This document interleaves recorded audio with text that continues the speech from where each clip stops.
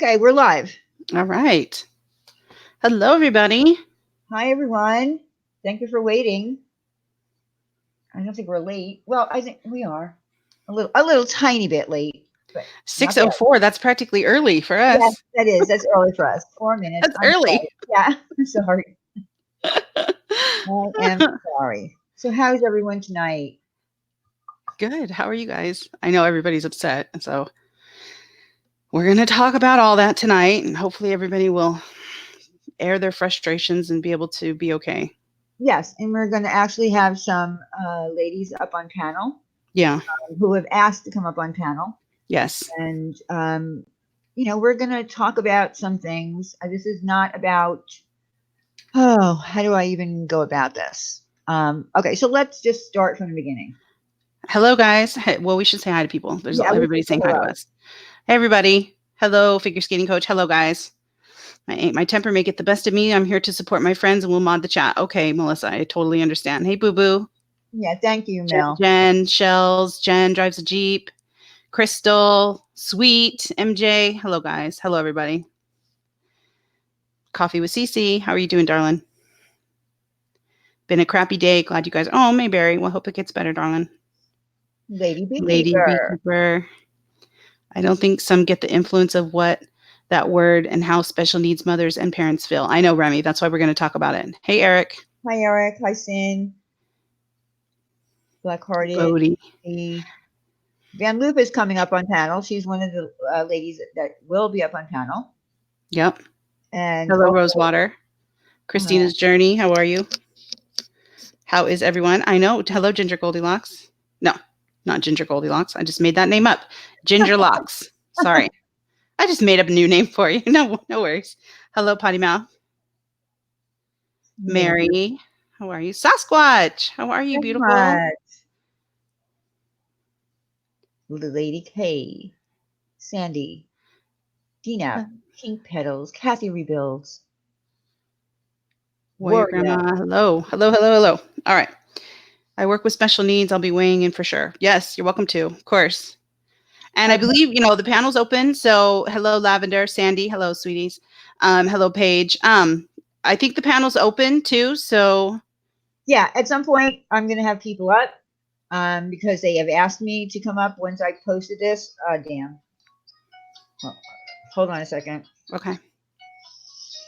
Anna Morris. I'm not sure if you guys know this about me, but I worked with special needs kids for over 5 years in the school system. Oh, wow, Anna. Nice. I did not know that. Oh, Sunbury.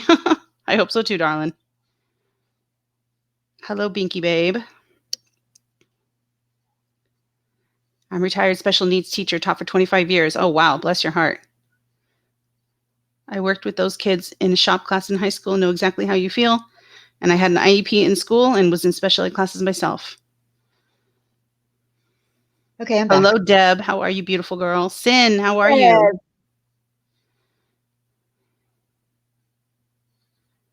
Okay, so let's just get into this. Let me just explain to you why there was such a big buzz. I went on to Twitter today, and there was just tweets after tweets by women who have children with special needs and different ranges from, some having autism to some severely disabled. And they were just irate about something that was said. And instead of me talking about it, I'm just going to let you hear it, and that's it. It's a few seconds. And this is why Evelyn. Hello, Amanda. Let's just say this first. The R word has been used in this community by a lot of different people. So I know someone was saying, well, why are they talking about this when this person does it? Well, look, if you're calling an adult the R word, because you're angry because people do it. I personally wouldn't. Wendy, I know, wouldn't do it, but I don't think it's the same as when you use the R word with special needs children. That's where everybody started becoming irate over it. There's a difference. But let me just play this clip real quick, okay?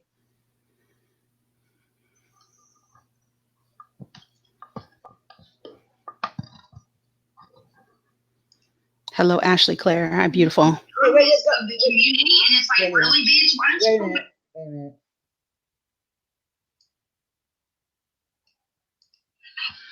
The moral compass of the community, and it's like, really, bitch, why don't you go back to your your daycare job? Why is she saying that she says that she teaches special ed kids and stuff? Okay, big fuck, you teach retard. No offense, like a lot of people can do that. That's not a hard fucking thing to do. Okay, so that's where people became irate because number one, using the R word with special needs children is what got them, in the gut. And let's just face it, I'm sorry, but teaching special ed children or children with disabilities of any kind is not easy. And we can ask Wendy that. Wendy, although some people might think that she is in charge of a daycare, that's not true. So we're not going to drop the link yet, Black Eagle. We're going to talk a little bit first because I would like Wendy to explain and give us a little bit of education on what it takes, what you need to put into. Now, Wendy.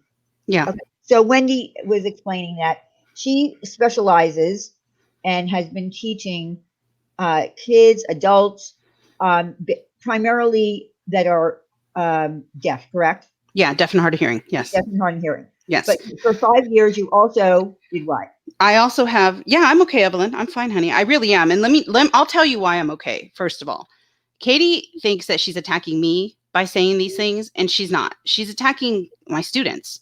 She's attacking children. She's attacking disabled children. Thank you, Frankie. Oh, thank you, Frankie. Thank you. She's attacking children. She's not attacking me. I would have to value her opinion for it to bother me. It doesn't. She can say all she wants to about my job. I know what I do for a living. She doesn't. And I've never been homeless. So my job is great. I have a great job. I work with deaf and hard of hearing kids primarily for the bulk of my adult life. And I do have many years experience working with what we would consider to be deaf plus, which would be like deaf plus autism, deaf plus blindness, deaf plus intellectually disabled, etc. We have not used the phrase mental retardation in a special ed arena in years, many, many, many, many years. So I do not believe that Indiana still uses that. I'd like to see her IEP forms. Show me your IEP forms where that is still an option to check on a box. I don't believe it. Nonetheless, that's not the way that she's using it anyway. She's not using it in a medical form or format. She's using it as an insult. And it's a low insult, and you're attacking disabled children. And I just don't think there's any excuse for that. And I am really, truly sorry to those of you that are bothered by this and deeply hurt by this because of her hatred for me, which is, I'm sorry, irrational hatred for me, that she's now attacking your loved ones. And I'm so, so sorry that she did that because there's just no reason. I don't talk about her. I don't come for her. I've done nothing to her except love her friends. That's all I've ever done. She can't handle that. She can't handle that. Go ahead. I've done nothing but love her friends, and she can't handle that. And other than that, I've done nothing to her. So I'm really, truly sorry. If you're comfortable, let everyone know. Okay, so I have a master's degree in communicative disorders with an emphasis on education of the deaf. I'm considered an education specialist in the field. I have over 25 years experience. Wow, that's old. 25 years experience working with deaf kids and their families, and 5 working with deaf plus, including behaviors. Okay. I had to go to school for many, many, many, many years. I went to school until I was, God, how old was I? Let's see, Jake was born in. I went to school until I think I was like 27 or 28. And she had children. And I had children. Yes, I had children. I slowed down a little once I had my first baby because sometimes having babies slows you down a little when you're in school. Oh, Trish, Thank bless you. you. Thank you, Trish. Thank you, Lizzie. Thank you, Thank Lizzie. you. So I slowed down a little, so that's why I didn't quite finish as quickly as I would have if I didn't have children, but that's okay. Totally worth it. And so, yeah. You are one brilliant, smart, loving woman. Thank you, Crystal. Thank you. And again, Thank you, let me Remy. just put an emphasis on this. This is not about other people. This is about being able to share the pain that women felt today because they felt attacked. All of them felt attacked by those words. This is not about Brian. This is not about anybody else. And I'm not going to be called out and held responsible for what adults do. This is because of our community, which you guys don't even know about. You guys have no idea about the many beautiful women in our community before we even met you who were hurt by this. And some of them don't even know you. So this is not about any of that. And I just want to put this out too. In the side chat, I do not want any bashing of anyone. I don't want you calling out people. If you do, we're going to just remove the comments. So let's just keep this a civil chat and let's just talk about the subject at hand. Okay. Grandpa Jay, how are you? Evelyn wanted to know how I picked deaf education. It's not an inspiring story at all, how I picked deaf education. I moved down to San Diego to go to school to be a teacher, like a kindergarten teacher or a preschool teacher. I had no idea that I needed a whole different kind of degree if I wanted to do kindergarten versus doing preschool.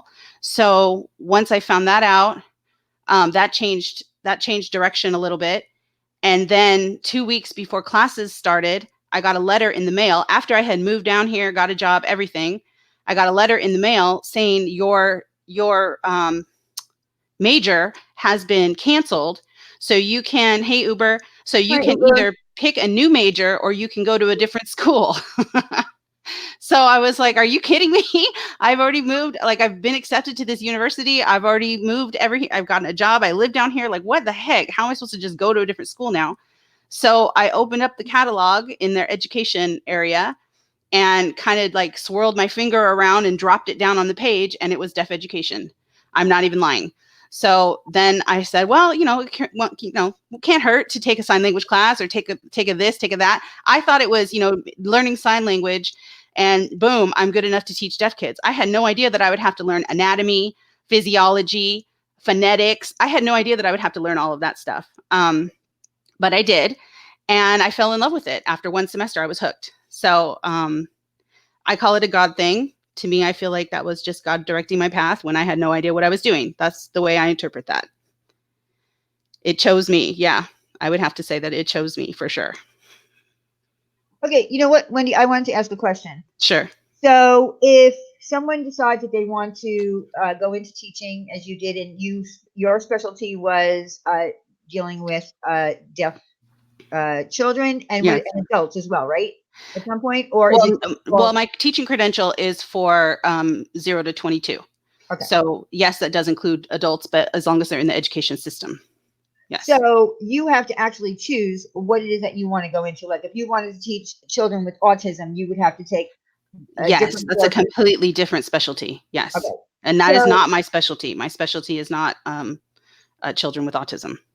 Okay. And the other question I wanted to ask you, it's not like regular school where we all go in and let's say it's history and we all get the same history course, right? Each Correct. child that you're dealing with you have to specifically choose a plan for each individual child, correct? Yes, it's called the individualized educational plan. Yes. Okay, so it's not just a bunch of, children with, who are deaf all in the same room and you're just, teaching, right? Correct. Okay. Correct. Each child has to be individually assessed, and you have to find areas of need, and you develop goals related to those areas of need, and then you decide what accommodations, if any, are needed, what services, if are needed, and then you develop a program based on those needs. And it's individualized. Each child has their own IEP. It's called an IEP. Some people call it an individualized educational program. Some people call it individualized educational plan. Either way, it means the same thing, and it's an IEP. And that is a legal document that follows your child around, and it includes what disability they have been diagnosed with and what accommodations and present levels of functioning and goals are appropriate for them. And that IEP document follows them around to whatever educational program they're in and must be followed. It is the law. Okay. So in So order to do that, you have to have some knowledge of the law. You have to have some knowledge of what is appropriate to put in an IEP and what isn't. Not anybody off the street can just do that. You have to know how to assess a student and how to do that. You have to know what kind of goals are appropriate and how to develop appropriate measurable goals. So what do you have to do to assess a student? You sit down with their parent and the student, and how do you go about assessing them to know what it is that they need? Okay, it depends on the age of the student. If I was assessing a early intervention age student, 0 to 3, then yes, I would do that in their home, and I would sit down with their parent. I have several different assessments that I use. They cover different developmental domains: cognition, social, emotional, fine motor, gross motor, communication, self-help.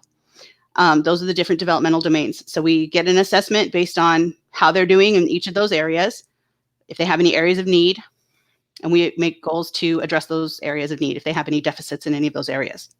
Okay, could you explain to Makeup Monster again? She asked, what is an IEP? Can you explain it? An IEP is an individualized educational program.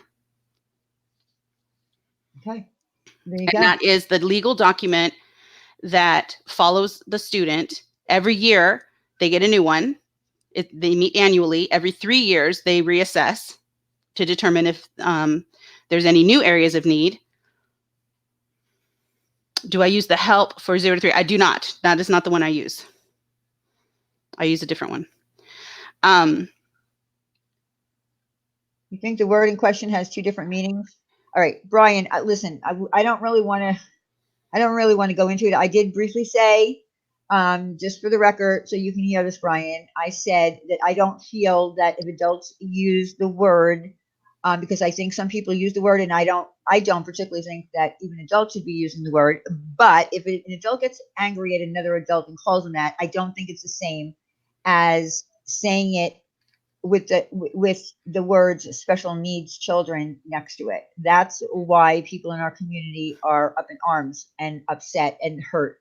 It has nothing to do with an adult just calling out another word, I will say that I do not approve of that word being used in any instance. I do not think I think there's plenty other words in the English language that you can use if you want to insult somebody, especially when you're talking about children with just disabilities. I think that is absolute trash. Disgusting. And for people who think that's funny and who want to laugh at that, shame on you too. Yeah, someone pointed out to me that someone pointed out to me today in my community page that I called someone dense. Yeah, calling someone dense or stupid is not the same thing, not even close. Nice try. Well, sometimes people are stupid. Like, Yeah, you can call them stupid if they're stupid. What other words do you want people to use? Right. They don't have to use words that are blatantly offensive to a protected class of citizens. To me, those are children with special needs. You don't attack them because you can't think of another word to use. Expand your vocabulary. Get word of the day. Figure out another way to use your English words. Or a different language if you'd rather use a different language. I can teach you some great insults in sign language. And it's not going to help you on YouTube a whole lot, but I could help. I could try. I would actually like to learn that. Sure, I'd be happy to do that one day. It's fun. I would love to do that. I actually was going to take American Sign Language a couple of years back. Well, it was probably about 9 years ago. I wanted to do it, and I didn't get in time for the course, and then I never went back. I really, really wanted to do it because when I was in staffing and we would go to different places, one of the places would be for people who were deaf, and we would have to have a translator with us. So I said, you know what? I'd love to do that. I'd love to learn it so that I can be in that position where I can actually speak with them myself, but never got around to doing it. Anyway, the other thing that I wanted to say, and now I probably forgot because I talked about sign language. Okay, I forgot. I'll think of it. I was going to say something. It was a good point, but obviously I lost track. I'll just keep going. All right. I admire you for your career choice. It takes a special, loving, caring person. Thank you, Blonde. I appreciate that. Thank you. Thank you, Tucker. Thank you, sir. Appreciate that. Thank you, Tucker. Wait, you two hotties. He's too cute. You're too cute. You're too cute. Mm-hmm. All right. Oh, this is what I wanted to say. So, how do you think?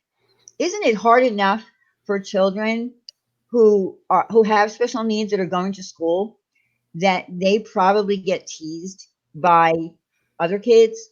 They get teased, maybe even by adults, because there are some adults that, yeah, are stupid. I'm going to use the word stupid again. Don't you think it's hard enough on them to have to go through that on a daily basis? It's really hard for them. So for their parents, it's even harder. So when a parent hears things like they heard today, then that's why you're going to have upset parents. Right. Right. It's hard Because I enough. think it's every parent's biggest fear that their child is going to be hurt because of a disability that they may have. And that's one of the biggest fears that the parents have. They hear that their child has a disability and they immediately think about the future of their child. What is my future for my child going to be? Are they going to have to deal with bullies? Are they going to be made fun of? Are they going to struggle? Are they ever going to live alone? Are they ever, et cetera? And your mind goes wild, right? So thankfully, we have programs in place now in most educational environments where we have mainstreaming and we have a lot of education happening where these students are not put off to the side. And they're, when I was, for an example, when I was in school, when I was in high school, right, we had, the special ed corner of the campus, and it was like way across the campus. It was this little bungalow way out in the long, way in the far corner. No one ever went there. But we just knew that that's where all the special ed kids were kept. We never intermingled with that. We never mingled with them. We never engaged with them. And then toward the end of my high school career, senior, junior, senior, they started mixing in the populations. So they would start mainstreaming. They would start bringing some of the kiddos into our general ed classrooms. And vice versa. They would start having some of us students go into their classrooms and be an assistant or buddy up with somebody and be like a peer tutor or a reader. You can read with them or help them with lunch or whatever. And that helped. That was the beginning of opening eyes to this is an amazing world that we're missing out on. We are missing out on knowing these kiddos because the way that they see the world and the way that they function in the world is breathtaking in many, many instances. It's breathtaking and you have no idea what you're missing. So that was the beginning of my experience working with special ed kids. Just being asked to go into the room and, help these kids read or eat lunch, something that I take for granted every day. And realize that they were funny. They were, enjoyable. They were nice. They weren't scary. They, nothing that I was afraid that they were. So really what it comes down to, in my opinion, is ignorance. There's a lot of ignorance out there and we're getting away from that. I know that we're getting away from that now, but when something like what happened yesterday happens and we have a grown person attacking them from a panel, it brings it all up again. How far we still have to go. Yeah. And here's the other thing. Some of these women, and I wanted to say Jennifer was one of the people that was so upset. She said exactly what you said earlier. She is so worried and concerned that for her child, because he's young, her child is young, what will he ever be able to live on his own? Right. Those are all the worries that parents have. It's very difficult. Right. Very difficult. It's nothing to joke about. Nothing to joke about. No, it's certainly not something that you insult people with. That's not an insult. And it's a very inappropriate word to be using anyway, especially when you're using it as a slur to insult somebody. That's sick, in my opinion.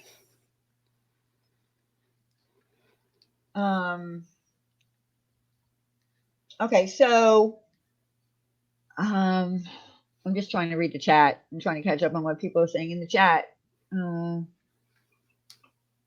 I know that Van Luther wanted to come up. She was one of the parent. She's a grandparent. She was very upset. So it's not just mothers; it's also grandmothers that are upset and felt affected by this. Definitely. And I don't think anybody has the right to tell them that they can't be upset by that.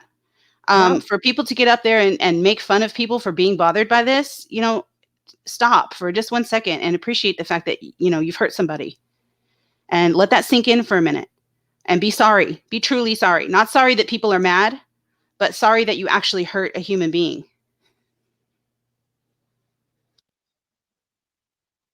Well, all right. The other person that wanted to come up, I'm not sure if she's in here right now. Artsy Fartsy had messaged me.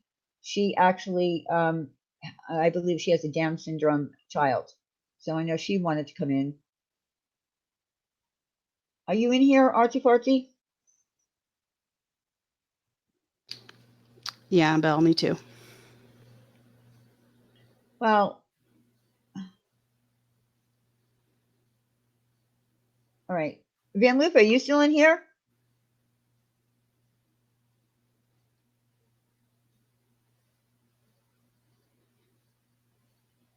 Oh, there she is, waving naked over here. She usually comes in sliding. She usually comes in sliding naked, but this time I think she's holding back a little bit. Okay, so I'm going to drop the link for, okay, I only want to have 2 people up on panel at a time because, you know, it gets to the point where we end up talking over each other. So I'm going to drop the link for Van Lufa and for Artsy Fartsy at this point, okay? So Okay. just get the link.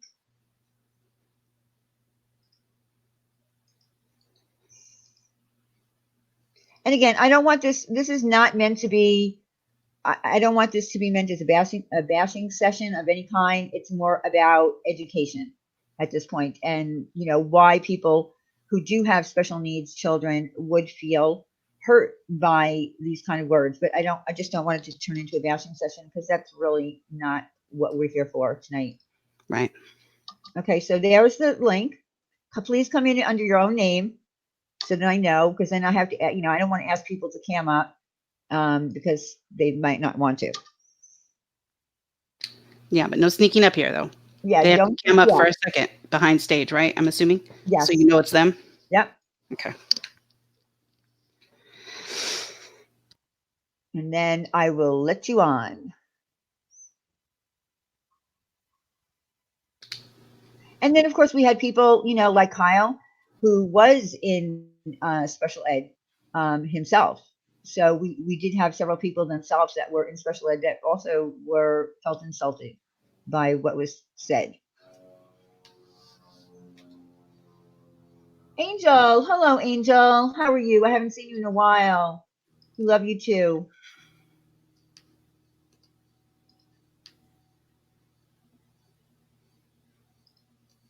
No, I don't think it's public shaming. I think it's public education. Yeah, how is it public shaming to teach people to have some empathy and be educated in this area?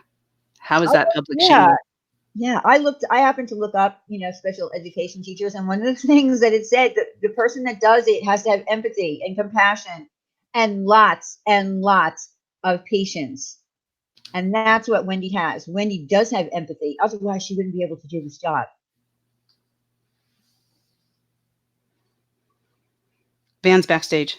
Okay, there you go. Hi. Hello. How are you? How are you? I'm good. How are you guys? You have to mute your YouTube side. Oh, I thought I did. Hang on. Yeah, I'm muted. My YouTube is muted. Okay. It's better now. Okay, better now. Yeah. No. No. You need to put your You need to put your button. Try putting Try your putting your button. Try doing what, honey? earbuds. Earbuds. Oh. Well, Hey, of Jenny. course, Jenny. They're downstairs. Okay, well, You sound fine until we start talking. No. Okay. She's echoing. She's echoing. Hang on. Okay, Okay, Archie.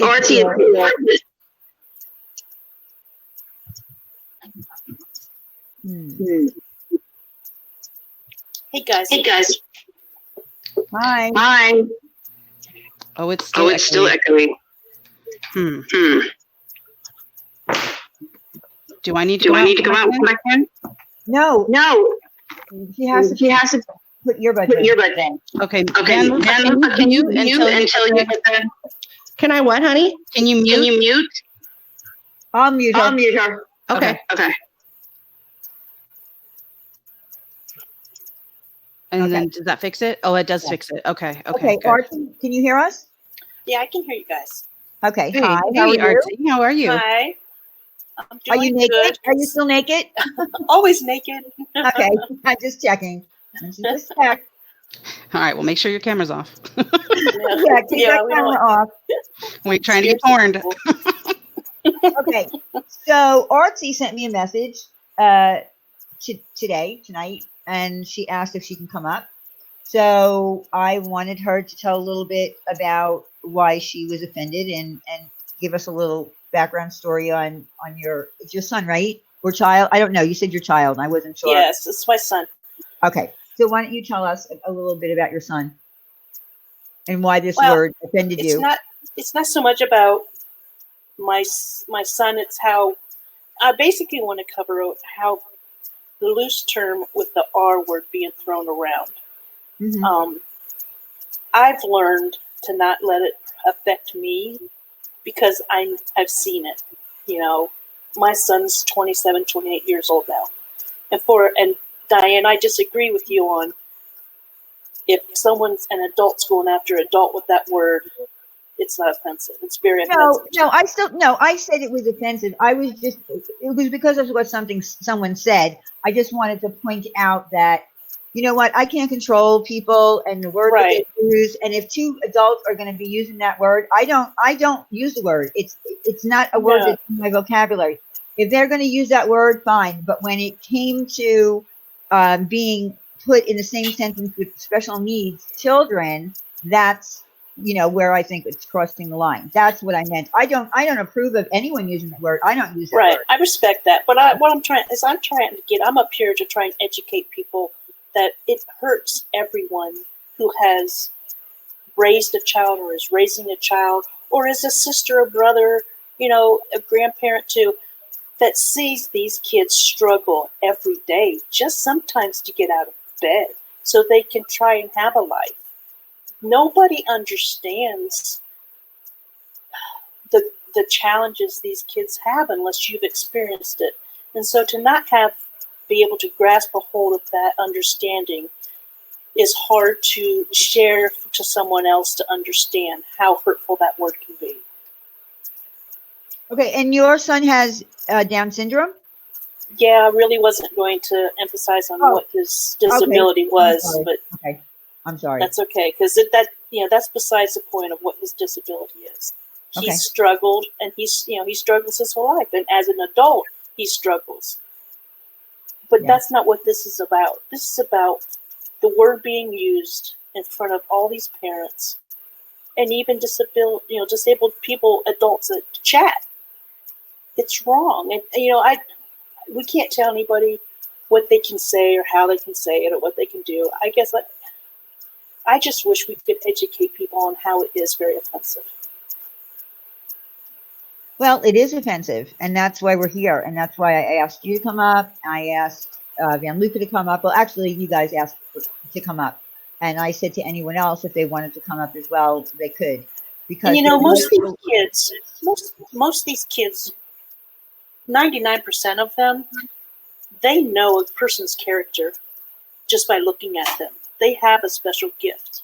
Mm-hmm. They know if someone is uncomfortable around them or not even without them saying a word. They know. And they'll just leave you alone. Now, why these adults who are supposed to be more educated can't leave someone else alone who may be weaker or less fortunate than themselves is beyond me. Why they always have to attack. I don't know. I wish I could speak for people who do that. I can't. I don't know why people do the things they do or say the things that they say. I don't understand it. I think there's probably a lot of people in this world that don't have empathy or compassion and don't really understand. And I think in some cases there might be fear. I think that some people might have fear of something that they don't understand. So I think that's another aspect of it. I think people fear it. But here's the thing. If you don't have children at all, this is something that people should think about. If you're thinking about sometime in the future having a family, what will you do if you have a child with a disability. You know, I mean, you just never know when that can happen. It's just not good stuff to put out into the universe. That's just my opinion. Oh, I'm sorry. Van Loop is back. I need to unmute her. Hold on a second. Yeah, I'd like to get her input on stuff and kind of bounce off of her. Okay, can you hear me now? And am I echoing? Let's see.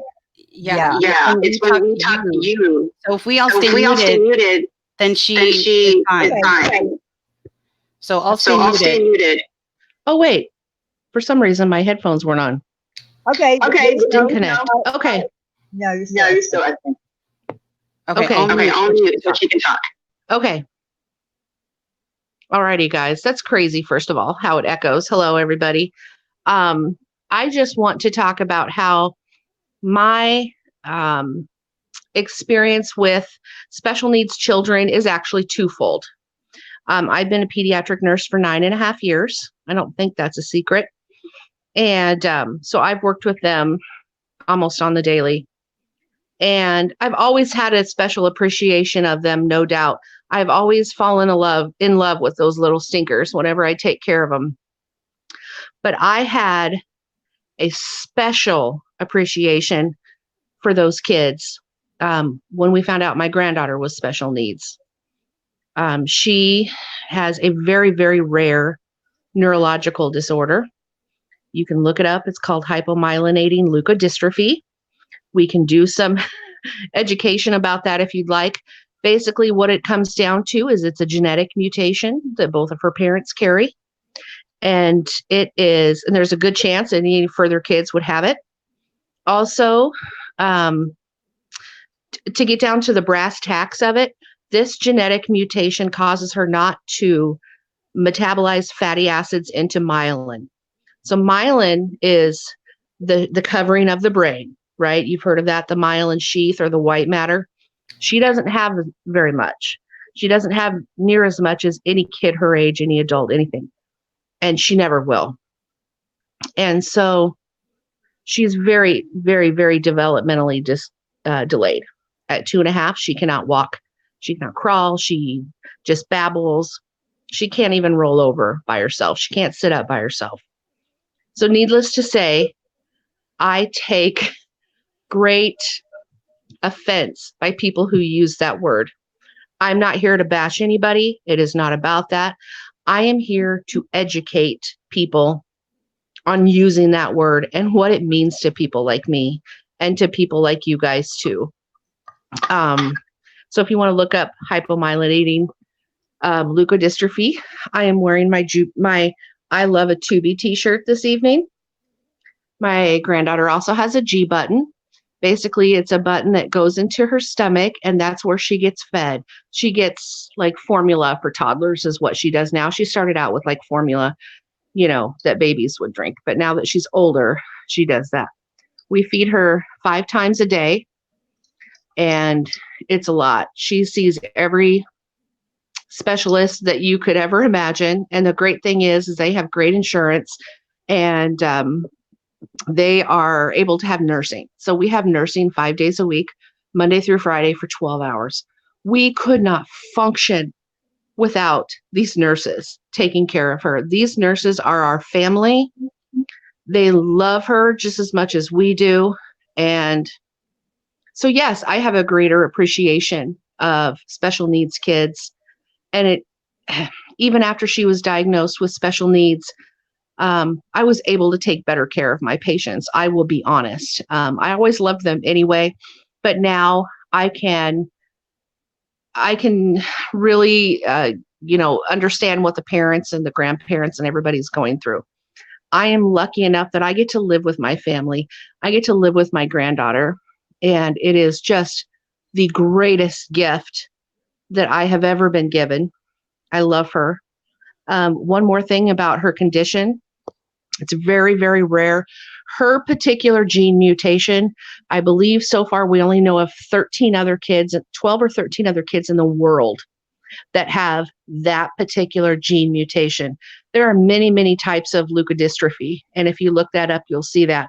But hers is very, very rare. So Some of the kids that have it are no longer living. Leukodystrophy is a horrible, horrible disease. And so I'm just here to speak up for her. I'm not going to go into, all these details about it and stuff, but I just want you to know, you guys, special needs kids are angels from God, and they are here to teach us something. And please, please, if you come near one, listen, because they are here to teach us something. Also, I have another friend in the community who also has a special needs child, and my heart goes out to her.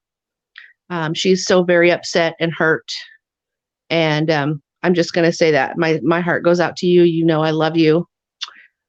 And I guess that's about, like I said, I have 9.5 years of pediatric experience. I can maybe help answer some questions. But I just want to tell you how special these kids are, and to classify them as anything else is absolutely a disgrace. So that's it. Agree. 100%, And amen. And I'm so I'm glad I so couldn't glad talk during that whole time because of the echo. Yeah. But I love you so much, Van, and that precious grandbaby of yours is an angel from heaven. And she's beautiful. And she's absolutely beautiful, and her face lights up. Just in experiencing joy every day, she's a miracle. And I love you both so much. Thank you so much for coming up and telling us about her. Yeah. Thank you so much.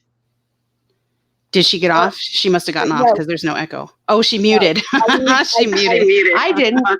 Oh, now I'm okay. I'm going to be in the chat, guys. I'm going to listen because I got to go help make dinner and go see my little baby. So anyway, love you all, but I'll be in the chat. See ya. Okay. Thank you. Bye, Van. Bye, Honey. Love you. I love you. Love you. Bye. Bye, honey. Bye, Annie. Love I'm her. just going to say one last thing before I jump off here so someone else can jump on. Because it's hard to put it all into words when you're emotional about it. But when someone calls your kids or your adult child, as you want to put it, with the R word, you automatically go into attack mode. You want to defend your child, and you want to protect them. We've done it and struggled our whole lives getting them to be seen in the education program and making sure they've gotten to the right education that they can get to better themselves. It's a constant struggle every day as a parent as well as that child. So we have struggled and fought every day to get where we are, and then to have someone to just come pop off that word like it means absolutely nothing. It's really hard to swallow. So with that, I'm done, and thank you for letting me come up here, Diane. Oh, thank you so much for coming up, honey. And you're absolutely right. And sometimes, parents have to fight hard for some of these services. Like they go into those meetings and it's very daunting to be the parent, and then you're faced with this team of people, Absolutely. all these experts in the field, and it's very overwhelming and can be, and so I try to give parents like ideas about how to not feel so overwhelmed. Like write stuff down ahead of time and bring it with you so that you make sure you cover all the things you want to talk about. Ask questions. You have the power. Don't forget that you have all the power there, and don't sign anything that you don't agree with. Like you absolutely have the right to get more testing and fight for services if you believe that and you have evidence to support that those services are necessary. I would have the team tell me that he's deaf, he's hard of hearing, and I'm like, ugh. I'd have to struggle with them because I knew Did they have an audiogram to prove that? No, they were going by his selective hearing. Oh, okay, got it. He's very stubborn when he wants to be, and he'll do things at his own pace, at his own time. And so they were just trying to tell me as a parent what he could and could not do, and that's frustrating because that is frustrating. Yes, that they will perform differently at home than they will. Absolutely. Yes. 100%. And I always try to tell my parents the same thing. Like, that your child better than I do. I'll never profess to know them better than you do. That's a huge mistake that I think some special ed teachers make early in their career, because they try to think that they know everything. They're fresh out of college, so they know everything, right? Yeah. They want to categorize every other kid. Everything fits really neatly into cute little packages, and no, they don't. And so don't underestimate the parents' knowledge of their own child. Please don't ever underestimate. And for all you young parents, always go with your gut feeling. You are 100% right for your child. Don't, have an open mind with others, the doctors and and teachers. But remember, you're the advocate for your child. Absolutely. All Absolutely. right, thanks, Advocate. guys. Thank you. Thank you for coming up. I appreciate it. Go put some clothes on now. Yes, more naked on YouTube. Hey, Angel, how are you? Hi, Hey, Angel. Wendy. Hey, Diane. How Yeah, are you? pretty much I'm autistic and disabled myself because at a young age I was diagnosed with autism, ADHD, mood disorder, seizure disorder, and a few other ones. I know they're pretty important, but some people think that's easy, like myself, to live a life like you guys. Well, no, because growing up, my dad was never there to really take care of me. And you were speaking of services. I've had to have service with me ever since the age of 12. My dad wasn't really there to take care of me or even coach with me or teach me. So he decided to try putting me in a mental institute down in Minnesota called Prairie St. John's, but that didn't work out. So he looked for all the other alternatives, and he ultimately put me in a group home service called MCRS, which stands for Midwest Residential Community. And I was there from 2003 to 2018. But the thing that really got to me was the fact that it really felt like everyone was trying to push me, but they were more so there to try to help me. And over the years, they've helped me so much. And you guys were talking about special ed. I was put in special ed early on in my years of school, and I had to have what was known as a para with me to help me with my homework. And there was a time that I got suspended from school, and I had a para help with me because I still had to get my homework done. And some people they like, well, nah, you can do it yourself. Nah, there are some things that I can't do myself, like I cannot make my own meals because it's kind of hard for us disabled folk to learn how to make our own meals. And sometimes we need the help of one another to show us, because for me, I need to be shown how to do it. I cannot just like read it off of a sheet and do it. I need to be shown how to make it. That's amazing. It is amazing. That's amazing and absolutely right. And I love that you're up here helping people understand from your perspective what's going on. And there are many disabled folks that are not as encouraging themselves as I am, because I took up the thing with myself of standing up for myself. And I'm not saying standing up for yourself is either a good or bad thing, but you need to believe in yourself. And if you're someone who's disabled and not as bad as some others are, or because I know everyone has a different form of disability, some who can barely speak, some who have a smile on their face all the time, and some who speak in very short sentences. But if you're someone who's not severely disabled and wants to follow dreams, do what I did and do that. Because for me, I took the opportunity in my life and moved down here to Arizona.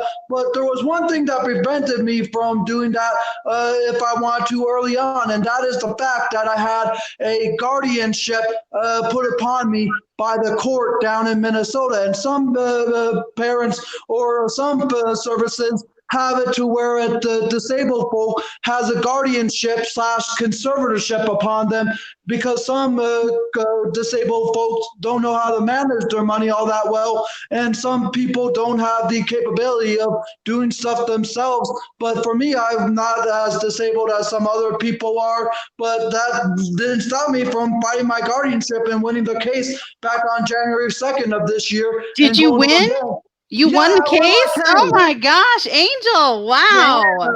Wow. Good for you. Good for you. Congratulations. Thanks. But now I live in an apartment that deals with autistic and special needs folks here in Arizona, called First Place Arizona, and it's in the downtown city of Phoenix. And they have a bunch of support staff here. Sorry about that. They have a bunch of support staff that helps with people, and they even have a transition academy here in this apartment building where people can learn through schooling. Well, I think Angel, that's amazing, Angel. That is incredible. What an inspiration to anybody yes, else out there that is having to, fight the system, I guess, and try to be as independent as possible. Good for you. I'm so excited for you and so proud of you. Well done. Well yes, done, sir. everybody in the side chat is saying, Yeah. And even when I was younger, they always and when I was in my first 3 years of the MCRS, there was one thing that they did to me a lot, and it was known as a basket hold. I wish there was a way I could demonstrate to you guys of it without, let me I look know here. what it is. It's a form of restraint. Yes. Yeah, Yeah, pretty much. I know what a basket hold is. Yes. Yeah, they did that to me a lot, and it was so painful. Oh, I'm so sorry. Angel, I do I'm want to so tell sorry you that that happened. everybody in the side chat is saying congratulations, and they're cheering you on and sending you hearts for where you've been able to get to. They're very proud of you. And that's what a lot of disabled folks need to do is try to get where you want in life. And if people try to hold you up or bring you down, don't let that stop you, because some people during my case tried holding me down and still said that I should keep a guardian. But that would just mean even more restrictions of me being able to do the stuff that I want in life, like finding my career, being with my family, or even simply wanting to go after my dream of being on The Price is Right. Yes. I hope you make it. I totally hope you make it. I hope you make it too. And if you do make it, you have to tell everybody on YouTube that you're going to be there. Well, I'm guessing I might have to sign some form of contract where I cannot mention about my appearance, because there are a lot of people who sign some form of contract where they cannot tell that they were called on down until the episode airs. Called on down. Come on down. You're the first contestant on The Price is Right.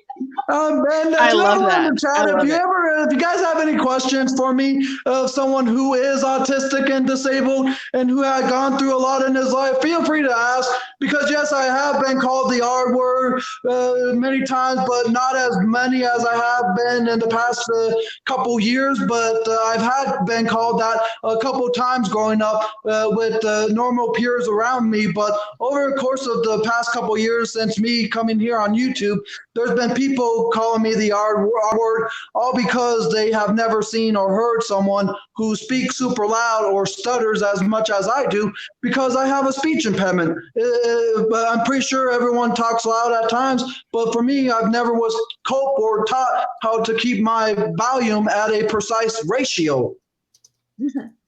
Well, listen, I'm going to be honest with you, Angel. I've heard you speak on many panels. I think that you're quite intelligent.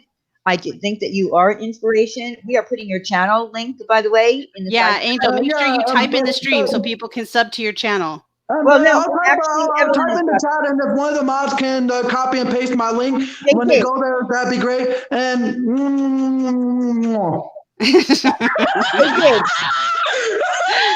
Angel, you are awesome. I think you're adorable. Thank you so much for coming up on our panel, Angel. Thank you. No problem. You guys have a great night. I hope I can come on again soon. Of course. Anyone who has Anytime. about an adult like myself who is autistic and disabled, because I'd be more than happy to share my life stories of what I've had to go through and the struggles that no one seems to understand. But you guys have a great night. Talk to you all later. Take care, hon. You too, Angel. Bye. Take care. Bye-bye. Okay, we got some people in the back that have been waiting. Adorable. Love him. Okay, so I'm going to let two people up at a time, all right? And I'm going to put it in the order in which you came up. I don't know what else to do. Okay, so let me add. Okay, so for people that are asking, a basket hold restraint is basically, it's a one-man restraint, which we're not, usually you're not supposed to do a one-person restraint. You should do a two or more people restraint. That's the way I was trained. But in the event that some people are doing a one-man restraint, it's where you cross the person's arms in front of them and you're standing behind them and you pull the arms toward yourself. So you're basically tying them up with their own arms is essentially what you're doing, for lack of a better way to explain that. That's what a basket hold is. I've also seen it done with legs as well, where you cross your legs over the person. And it's a form of restraint. And Where I worked, when I worked with behaviors, we did have to do restraints, but we were never allowed to do a one-person restraint, and basket hold restraints were not allowed where I worked. Just as a FYI. Okay, so now on panel we have Laura and we have Durizel. Hello, ladies. Hey, Can you hear I'm a us? little nervous because I've never been on a panel with so much people. Well, welcome, Okay. darling. How are you? Hi, Yeah, I'm don't be doing good. nervous. Don't be nervous. It's just We us. were in the hospital at the same time, right? We were, Sorta. yes. We're Yeah. hospital sisters. Yeah, you have Yes. you have a bond. You But have a, do. your was more dangerous. Well, it's all right. Surgery. It's all dangerous. Yeah, Glad we're true. both okay. wait, let me just ask, Laura, can you hear us? Oh, we cannot hear you. Okay, we can't hear you. Oh, You're now you're muted. muted. Okay. Oh, they still cover basket retrain and skip training. For some reason, I highly despise that act. Yeah, we didn't do skip. We did ProAct. And from what I understand, ProAct is the more widely used form of de-escalation technique. It's not all about restraining. It's about de-escalating, people and behaviors and things like that. And then restraint is supposed to be the absolute last thing that you do. And you should only use restraint. The way that I was trained, you should only use restraint when somebody's in danger, either you or the student.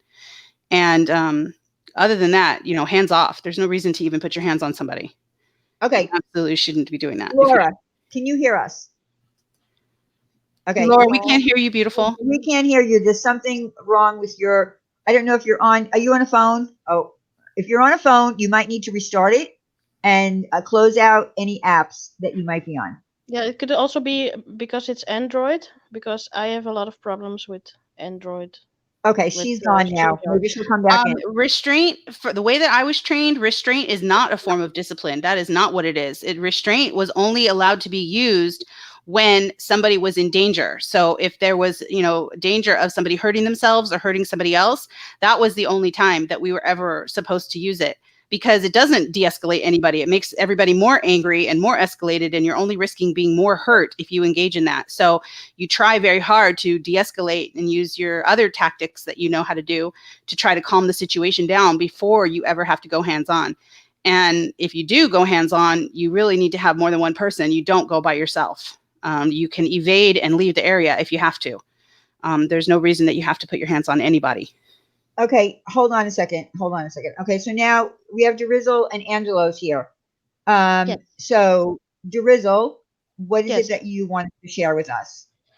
That the R word is how it's been used is also it also has to make with, wow, my English today, sorry. You're fine, darling. Yeah, no. Oh no. Anyway,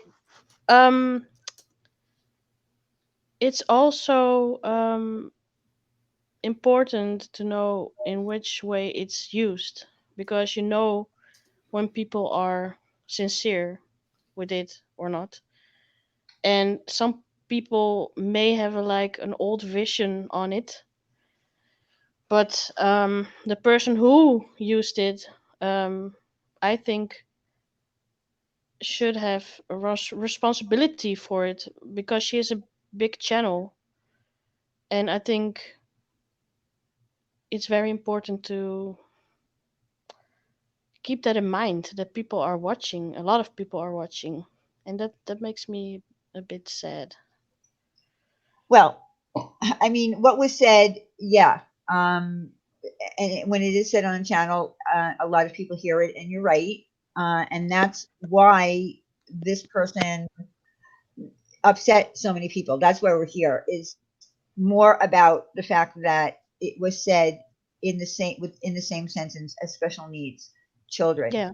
It was different than the many other times. Not that it was correct to say it the many other times, but it was different this time when it was said. And that's why so many people from our community, like I said, these are people that have been in the drama community for a very long time, were upset by it, specifically because of what was said last night. And it's been used a lot with this person. So, I don't know. It doesn't look good. I don't know what to say. I have a lot of things in my head, but I cannot come up with now. It's so weird. The But result. I think you're just nervous.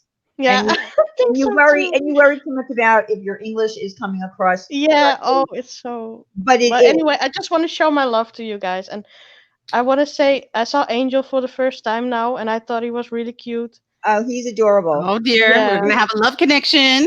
We love No, him. no, no, no, no, Are We you trying love to Angel. hit on poor Angel? no. Angel's gonna go win big prizes on The Price is Right. I just told him I want a shout out if he makes it to The Price is Right. I think Yeah, that's awesome. I No, love no. it. I love everything about that. I thought he was just a very strong and he is. he was He's very conscious amazing. He's of absolutely his amazing. own He fought. things. Yep. He fought for himself.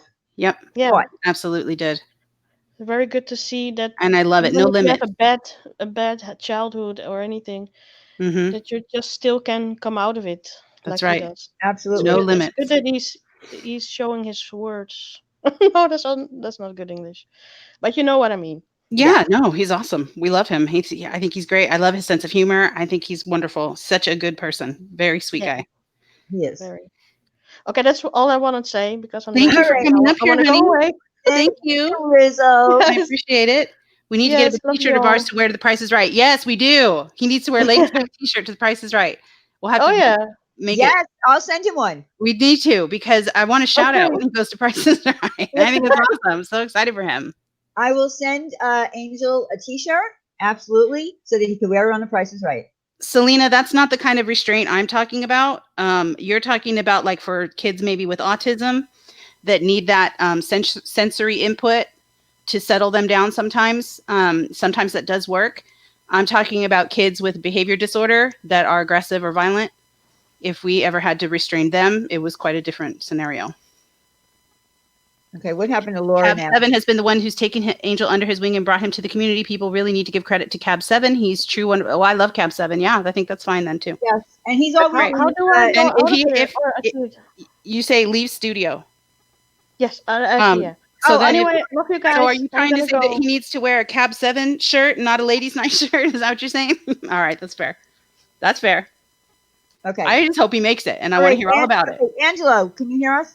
I can, ladies. How are you? Good. Oh, How hello, are you? Angelo. How are you doing? I'm Yeah, we doing still good. have more people waiting, so I want to, try to give everybody some equal time. We got more people waiting backstage. So, I'll be how are quick. you doing, Angelo?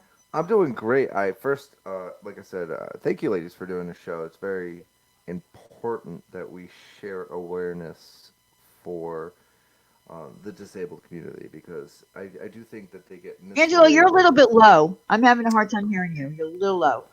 I can turn up. How's that? Oh, God. Okay, that's a little too loud. Sorry, it's my switchboard. I have it turned down for some reason. First of all, I want to. Okay, now you're a little loud, dude. Yeah, now you're a little What too the loud. heck do you want Split the from me? difference. Split the difference. Yeah. How's somewhere in that? the middle. Yeah. That's better. Thank you. Oh my God, it's like I'm testing for a show here. Hold on. Yeah, you are. All right, here we go. Yes, Yogurt Man Angelo. Anyways, Wendy, first of all, mad respect for what you do for a living. As a special needs parent, we need people like you working with our kids in the school districts, in the school personas, and when we get them ready for independent living, as Andrew will do one day. That's right. I'd love to keep him protected for all of his life, but he has to have the experience of independence Yes. as well. Something that Yes. Angel alluded to and Mhm. demonstrates quite well. He's such an inspiration for Yes. people with disabilities. Definitely, I agree. But as parents, we get very picky with what we want to, have our children described as. Unfortunately, when it comes to the medical world and when it comes to getting benefits and medical equipment for our children, we need medical terminology diagnoses that Yes. give us that paperwork that we need. So Mhm. special needs or intellectually disabled or psychologically impaired, those are terms that need to be used because that's what gets us our benefits. It's Yes. extremely expensive, even with the benefits, Yes. to raise a special needs person. I had 3 of them at one point. My daughter is now on her own. She's got a fiance. She's got her own child. So far, the child appears to be extremely healthy without any limitations that I've noticed with my children when they were born. Mm. But like my son, he's permanently disabled, and then my brother-in-law, when I was in the military, we took him out of the care that he was in because we didn't like where it was going. That's how I found out about Skip, as I said in chat. They use Skip training on their individuals. Mm-hmm. That's another term, by the way, folks. Individuals is the term we use because they are individuals. We don't want to Right. take their individuality away from them. Well, and we, to be more even more picky, because Kyle will not stop saying it in the chat, which is, I love you, Kyle. That's totally fine. Is you say individuals with special needs, not special Yeah. needs individuals. Exactly. They're individuals that with just special- happen to yeah. have special needs. That's how Yeah. that's how I was taught in college too. Like they're individuals that just happen to be, that just happen to have a disability. Or have special needs, or however you want to word it after that. But the individual part comes first, or the child part comes first. But a lot of people have, when Andrew comes on to sing on Peggy's or Cabs, a lot of people have taken a responsibility to keep him protected because there's evil people out there, or bad people, however you want to put it, that just say things, not because they're mad at the child, it's because they're mad at the adult that is responsible for the child, so they want to make the adult hurt. And that's basically why words are used the way they are on the internet. They're behind a keyboard and they feel protected just by, calling kids some of the most disgusting names I've heard. But Andrew, for those who've heard him, he just like Angel, he reaches you in ways that I can't. And in ways, no offense to Wendy, in ways Wendy can't, because it's like corruption and hate and evil hasn't touched him. So he speaks from his heart. And it's so pure that you can't help but learn something from him. Yes, my child has Lennox-Gastaut syndrome, which is a rare, deadly form of epilepsy. We've met kids that have gone through various stages of it. Some have passed away from it. It's all dependent on care.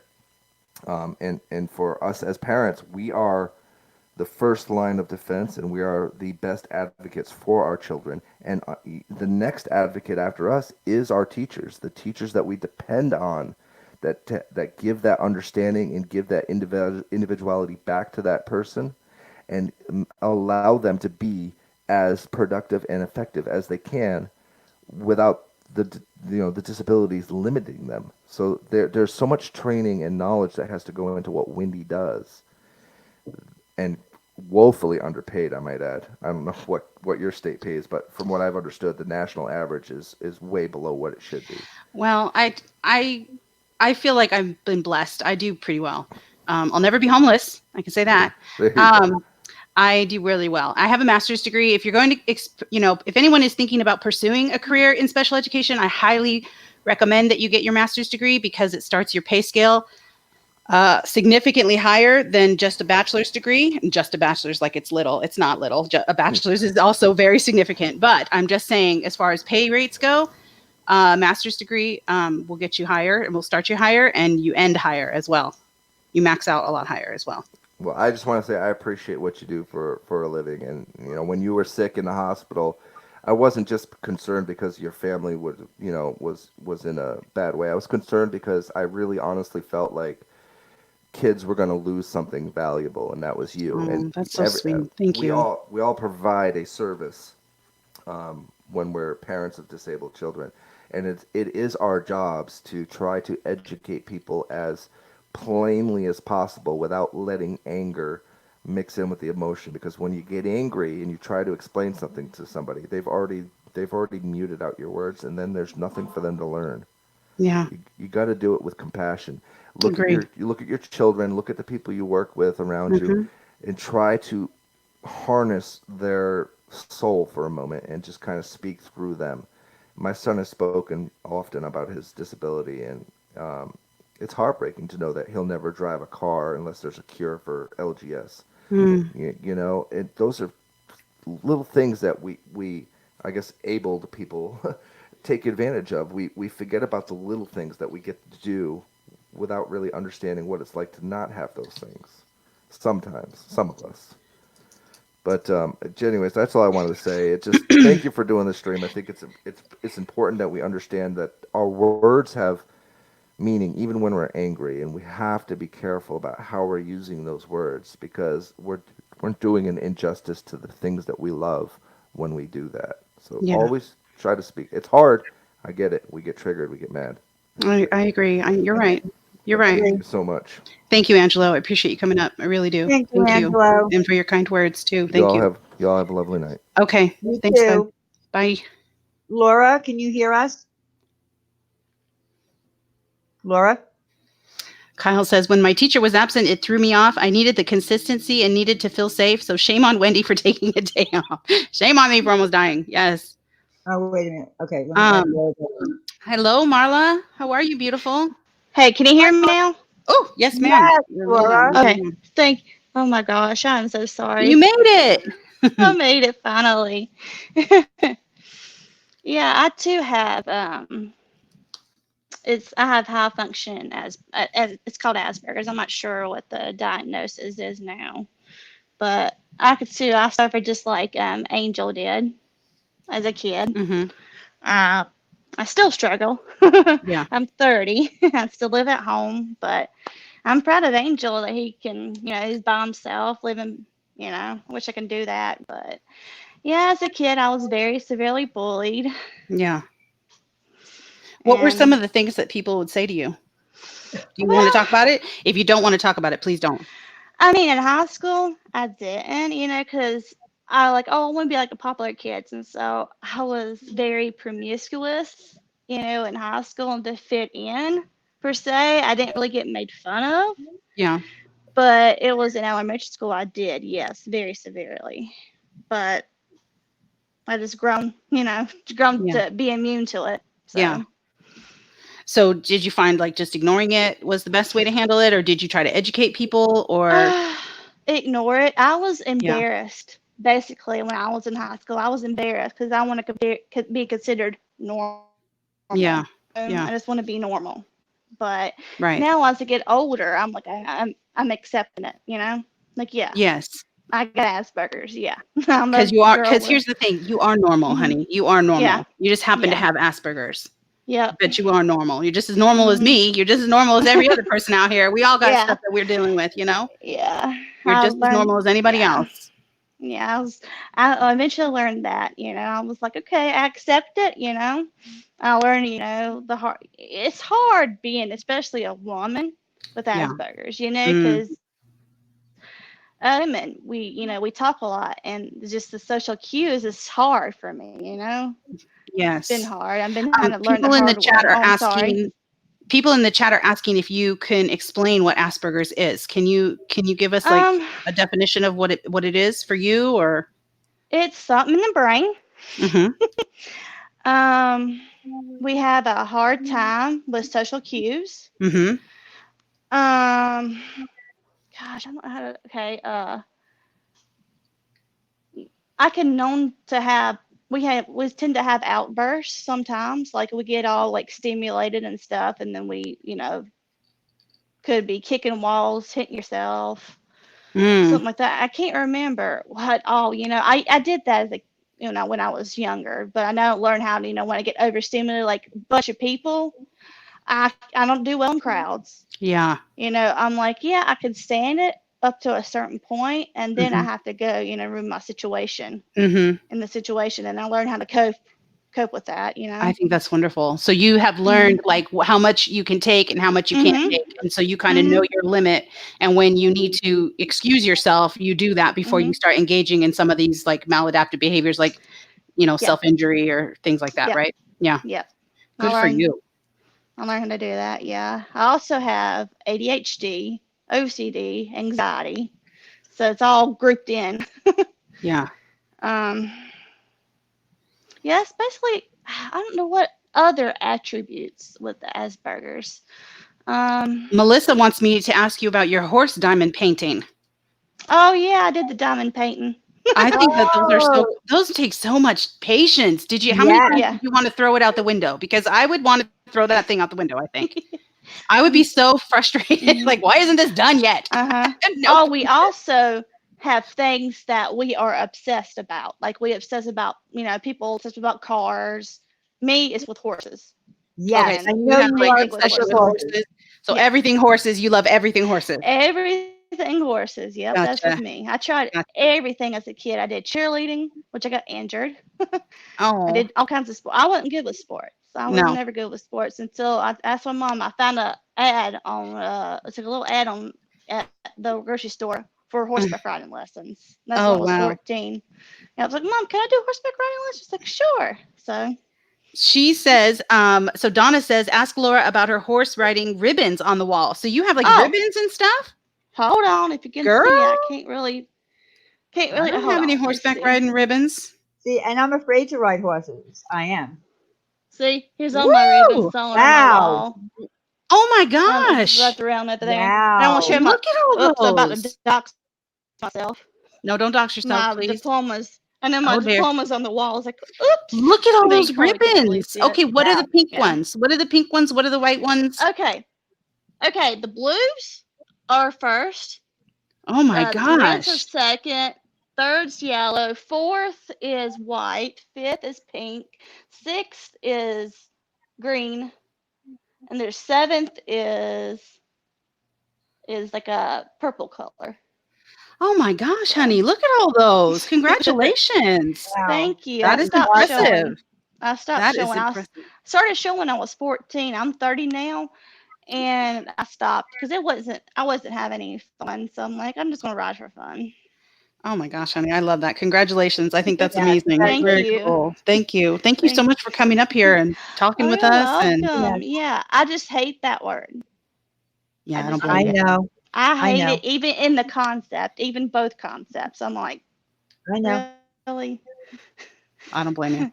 And I really appreciate my parents, because my mom actually had a fight for me in high school because they were going to send me to an occupational therapy program, because I was in regular ed in high Hmm. school, Hmm. but they wanted me to stick with the, occupational therapy Yeah. where you have to work for a living, Yes. like that, Yes. not having like a regular diploma. Mm. But I'm happy about that, yeah. And I So did went in you do college. that or did you so you I didn't do that. You got a mm-mm. diploma. I Gotcha. got a regular high school diploma. I graduated 4.0 GPA. Look at you. Oh my Hmm. gosh, girl.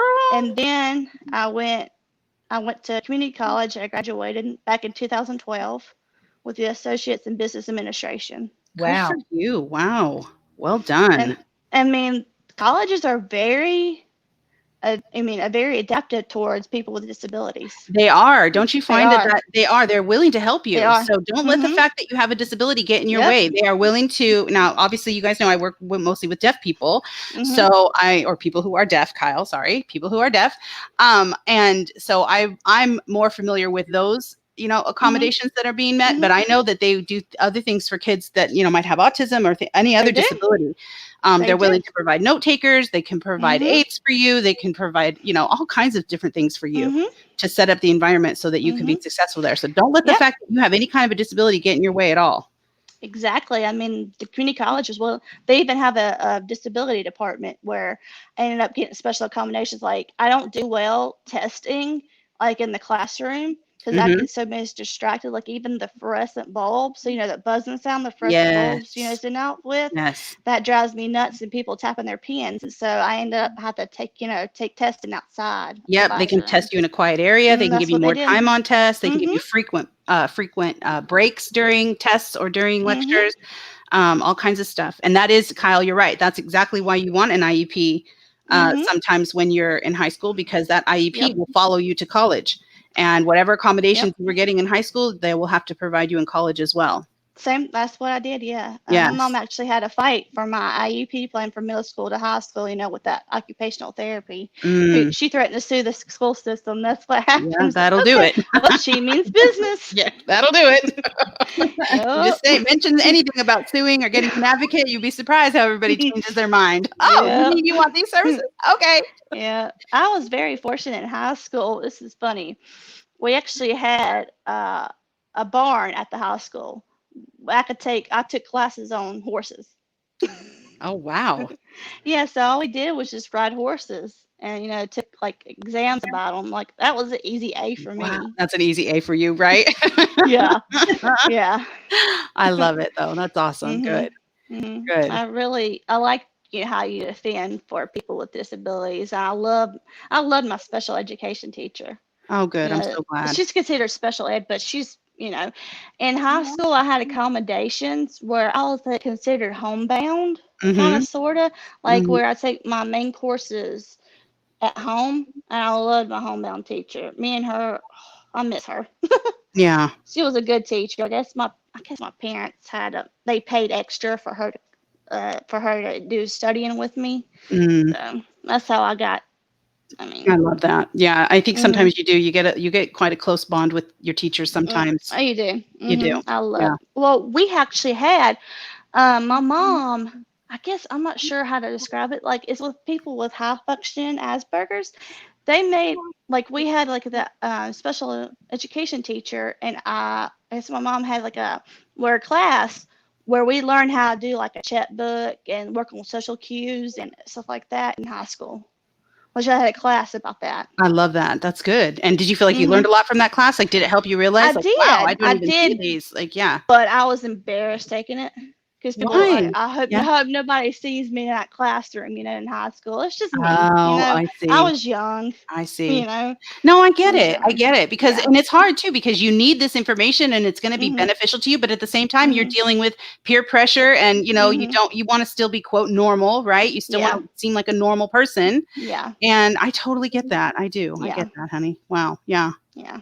I love that you came and shared all this perspective with us. Thank you so you're much. welcome. Yes, thank you, Laura. Oh, you're welcome. It's a struggle, but Yeah. it is what it is. That's right. It sounds like you're doing great though. So I'm real proud of you. I am. I'm Yeah. doing great. I mean, of course I'm on meds, but that helps too, Yeah. But Yeah. I just learned, at the older age, I learned how to cope with stuff, and still struggling, but not as much as when I was, a teenager. Is there anything like specific that you really struggle with now, or is it mostly just the same kinds of things? Social interaction. Yeah. Like in school, I never had any friends. I still don't have any friends either. So I mean. Well, I don't think that's true. You have all Well, you have friends on social media, right? Social media. I have social media friends. Yeah. Yeah. I have social media friends, but not friends in real life. Actually, I do. I happen to have, a connection that lives like about 3 minutes away that she has horses. So me and her go trail riding where I live. So. Oh, that's nice. That's really good. What about getting like a so- job? Have you thought about getting a job or? I don't have a license. Oh, yeah, Still, that makes a difference. I get distracted. Yeah. And with driving, I took the driver's test 3 times. I failed. So Mm, that kind of got discouraging. So I I'm don't like, blame you. Yeah. Yeah. And I had a job once, Mm-hmm. but that was like a part-time work. Yeah. It was like seasonal job. I had a job at American Eagle. Oh, nice. Right after high school. Luckily, one of my cousins was a manager there, and so I actually loved working, But I can't work I can't work right now. Yeah. So. Yeah. Sometimes only mentioned it because, sometimes you find friends, at workplaces. And so, yeah, when you have that in common, but all right, Laura. Well, thank you so much for coming up here. I appreciate it. Oh, Honey. you're welcome. Laura. I forgot to tell you about my experience. I have a disability, right?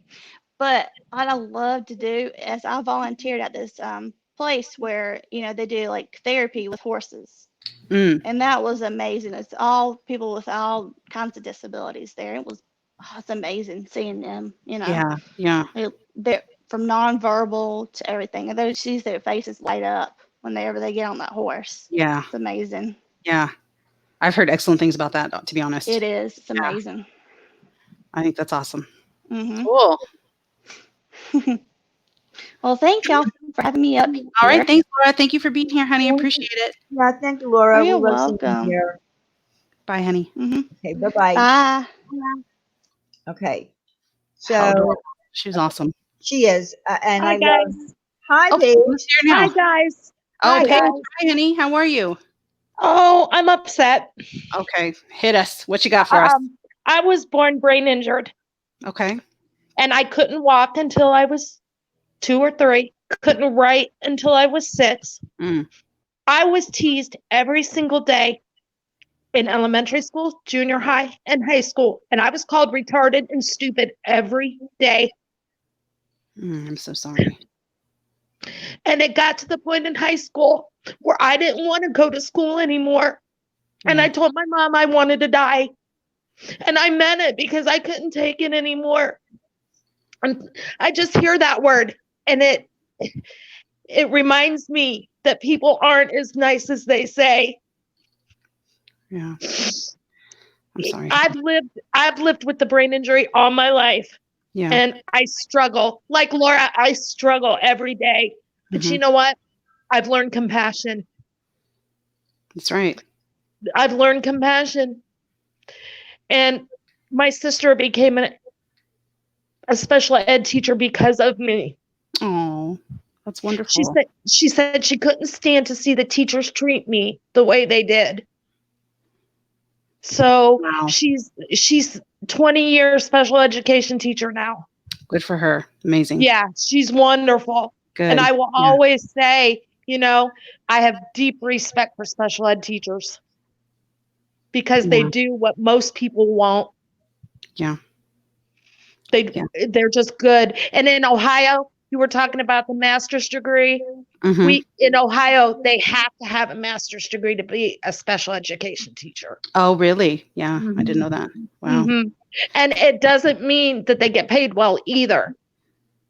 My sister makes $55,000 for having a master's degree special ed. Wow. Yes. And she should be making a lot more, but she isn't. Especially 20 years in. Wow. Yeah. And it's because we had a pay freeze because they couldn't afford their teachers. Wow. So they were supposed to get their pay raises back. 7 pay raises they missed and they only got 1 back. So wow. She's stuck and she loves what she does. So she isn't going to quit. Yeah, no, I don't blame her. But the retarded. I can speak for my own experience getting a master's degree. Like those couple of years where I was getting my master's degree, those were the most intense, you know, specialized years. Like I can't imagine what my career would be like if I didn't have those years. Right. So I really am glad that I have them. I'm really thankful.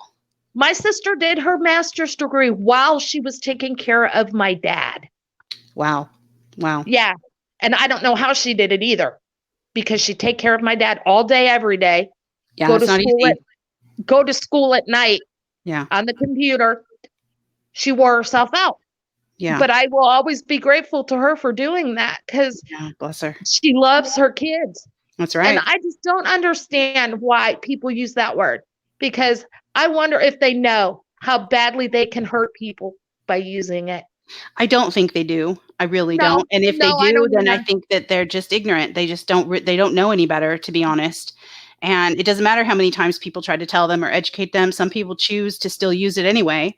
Yeah. And you know, I hope that people will take from this, you know, panel tonight and change and stop doing it because it hurts people more than you realize. More than that insult could possibly be worth, you're hurting people. You know, come up with a different word. Right. And if you tell somebody they're stupid and retarded enough, they start to believe it. Yes. And that's the wrong thing to do to somebody. Yes. That's why I was upset because I knew what it did to me and I wonder what it was doing to other people. Yeah. So I'm just going to back out. Oh, well, Paige, I love you, honey. Thank you for coming up here, honey. You guys. I'm so sorry for the way that you were treated. It's something I've learned to deal with over time as a 53-year-old woman. Yeah. I got a chance to see my bullies at a reunion, and I got a chance to tell them what they did to me. And you know what? Every one of them apologized. Good. That made it better. So I'm just going to back out. Thank you so much, Paige, for coming up. Love you guys. We love you too. Thank you. Trish?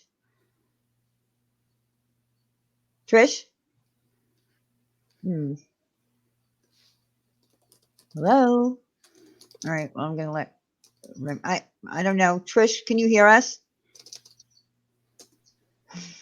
I'm sorry, I didn't know when I was coming up, so I was eating. Okay. Oh, that's Remy. Yeah. Now. Hi, how are you? Hey, Remy. Hi, Remy. Hi. I know it's been kind of a, sensitive evening, so I'll keep it nice and short. Okay, honey. I am the mother of a special needs child. My child is severely autistic. As most know, he doesn't speak. And what was funny, and I have to give a shout out to Kiki Ramblings for this. She made a video with an Eminem song. And this kid, after hearing like a bit of it, was able to hum the whole thing. It's like his favorite song now. But he doesn't understand sign. He's under the age of 6, older than 3. We did ABA. He has an IEP. He has a BCBA, an OT, speech therapist, a speech pathologist. He has gone auditory testing. The prognosis is that he's likely never going to live alone. Maybe won't speak. He speaks on his own terms in a way. Mm-hmm. Is he using sign language at all? No, he wouldn't take to it. What about like any kind of He'll use picture the exchange PECS system? program. Does he use any kind of picture exchange or anything like He'll that? use the PECS program. Does he? Good. Okay. Yes. So Right. that's one thing that we do. That's good. Practice They have like communication boards, all kinds of technology now that people can use. It's amazing what are, the things that are out there now and are available. I find that he is stimulated more by electronics, which is not, something that I would love, just because it's, they say TV time. But and you all can that get other those stuff. electronics. You can get communication apps on those electronics, and any kind of, augmentative communication board right there on your iPad, and he can make requests and that's exactly what we state do. his We needs have, using that. Yeah. he can't say his name, he can't say where he lives, he can't say his birthday, nothing like that. Yeah. When you're stapling your kids' information into their pockets. Right. Oh, I understand. Yeah. Yeah, you're right. I do thank you, Wendy, and all of the special education educators out there for your hard work, your determination, and for your love for our children. Because when I send my child off to school, he's in your hands. Well, it's my honor. Thank you. Absolutely. And, with that word, and I've told this story before, if you guys don't mind, I could tell it again. Mm-hmm. Okay, so my son was diagnosed with autism at 17 months old. He stacks everything. He will rearrange an entire supermarket if you let him, according to color, size, everything. Like I said, he knows his letters. He knows his numbers up to 30. But yeah, let him organize. He'll organize your whole house. So if anybody wants to rent him out, just let me know. Closets, He's an anything. entrepreneur at 6 years old. I love it. So I was in the supermarket it was probably the morning of his second birthday, and his party was that night. And I was getting him, a cake. And a woman came up behind us. I knew the woman at the register. And so I'm putting, the cake on the belt. And this woman comes up behind us, and my son is in, the basket in the front where the kid sticks their legs out, whatever. And she's trying to interact with him at this time. Obviously, my son is not speaking. He wasn't speaking then. And she asked me, is he stupid or is he just slow? And I said, no, he just doesn't like you. Wow. Wow. Bye, Derizzle. Love you, honey. Thank you for coming up, Derizzle. Bye, Derizzle. Sorry, Remy. Oh, no. I just looked at this woman like, are you stupid? Good for you for saying that, by the way. Sorry. I mean, I don't know. Maybe that's naughty to say, but nope, he just doesn't like you. I think that's beautiful. I love that. That's a great response. It just came out, and so I just want stupid. to applaud. So ignorant. I can't stand it. It's ridiculous, mean, and cruel. There's no reason to be cruel. Why? Just because you're ignorant? Read a book. Like I don't get it. It makes me feel frustrated too. Get a hobby. Don't be so negative. Well, read about it. If you don't understand special education and you don't understand kids with, any kind of special needs, learn. We have an internet. It's called Google. Look it up. Look up some things. For those that do not know, autism, from what they say, it's not, it hasn't been determined to be hereditary. It's not a blood disorder or anything. It is deletion and duplication and inversion of the chromosomes. It's in your brain. It's in your genome. It's in your genes. There's none of my family, none of his father's family has autism. It's not something that we ever even planned for. But my son is the most loving person in the world. That's good. He's a cuddler. He's the first one to go up to a kid that's crying. He may not be able to speak, but he understands people. Yeah. He doesn't have to speak to understand people. And I hope that there'll be a day and age where we can embrace everyone and not say things, be more careful with our words. Mm-hmm. I agree. So therefore, Agree. people aren't so crappy to each other. Right. I don't think people realize, who they're hurting. No, I don't. And I said this earlier, like, Katie thinks that she's hurting me. Like she said in her, quote, apology video that she was trying to hurt my feelings. She's not hurting my feelings. My feelings are not hurt. She's hurting everybody else, though. Community. Yeah. This entire community, there's not one single person in this drama community that stood up to defend her. What she said was atrocious. There's no excuse for it. And you're not hurting me. You're not hurting me by calling my students that horrible name. No, you're hurting the students. You're hurting the kids, and you're hurting their parents, and you're hurting other people in this community that have struggled all of their life. You're not hurting me. I go out with my son and we get stares. He does weird hand motions because of his vision, just certain things will intrigue him. But we get looks, we get stares, it's whatever. But everyone has something going on. Yeah. Everyone has some type of battle. No one is perfect. No one has a perfect life. Let's just get over that and just be a little bit kinder. Kindness can go a long way. But thank you very much for having me up, even though I waited a damn hour. Oh, I'm sorry. Remy, I'm sorry, but I had a lot of people waiting. All right, have a great night. Thank you. You too. Thanks, Remy. Thanks for coming up, honey. Okay, Bye. so let's see. Trish, can you hear us? I can hear you. Can you hear me? Yes, this time we can. Okay. Thank you. How are you? I'm good. Thank you for letting me come up. And I'm really glad you guys are doing this because this is something I personally am very passionate about. It is not hard to take a word out of your vocabulary at all. Right. People do it every day. Right. And like for me growing up, my brother was special needs and I saw him treated in the most atrocious ways by teachers, students, adults, other children. And when I had my sons, I have twins, twin boys that were diagnosed with autism at 4, but had been receiving early intervention from the time they were 18 months old for sensory and speech and OT. So this has been something that is very much part of my life. Mm-hmm.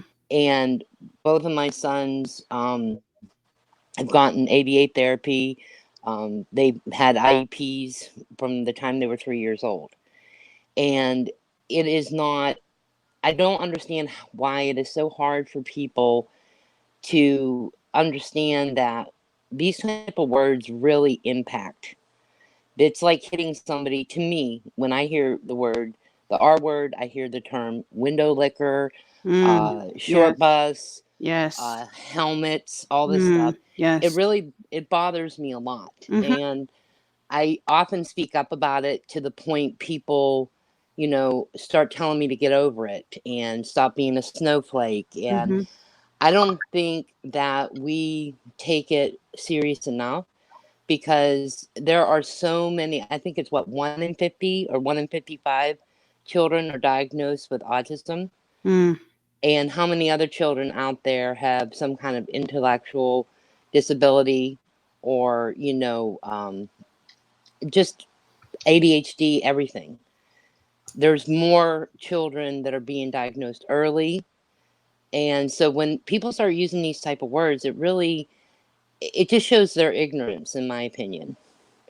And what you do every day at work is something that very few people have the patience for. And to basically classify the people that you work with every day and just lump them into the most ignorant word that you can throw out there, to me, is just sickening. It is. And so, I mean, I just am really glad to see that you guys are tackling this topic because I think it's a conversation that needs to be had more often. Right. Well, and I think, we know that things are going to get heated in the drama community. Like we know that. We expect that, insults are going to fly and, tomatoes are going to be thrown. We expect that. But I guess I just feel like, I don't know, I feel like I'm constantly looking for the boundaries and for us to not go outside these boundaries. And I've gone outside them myself, so I get it. Maybe that's hypocritical. Maybe it is. But I just feel like we're constantly looking for the boundaries of what's okay and what's not okay. And this just is not okay. You can't insult kids. You just can't do that and expect people are going to be okay, even with your half-assed apology. Like, it's pathetic. No one's going to be okay with this ever. You can't insult children. And if you are okay with that, then stay away from me, because I can't be okay with that.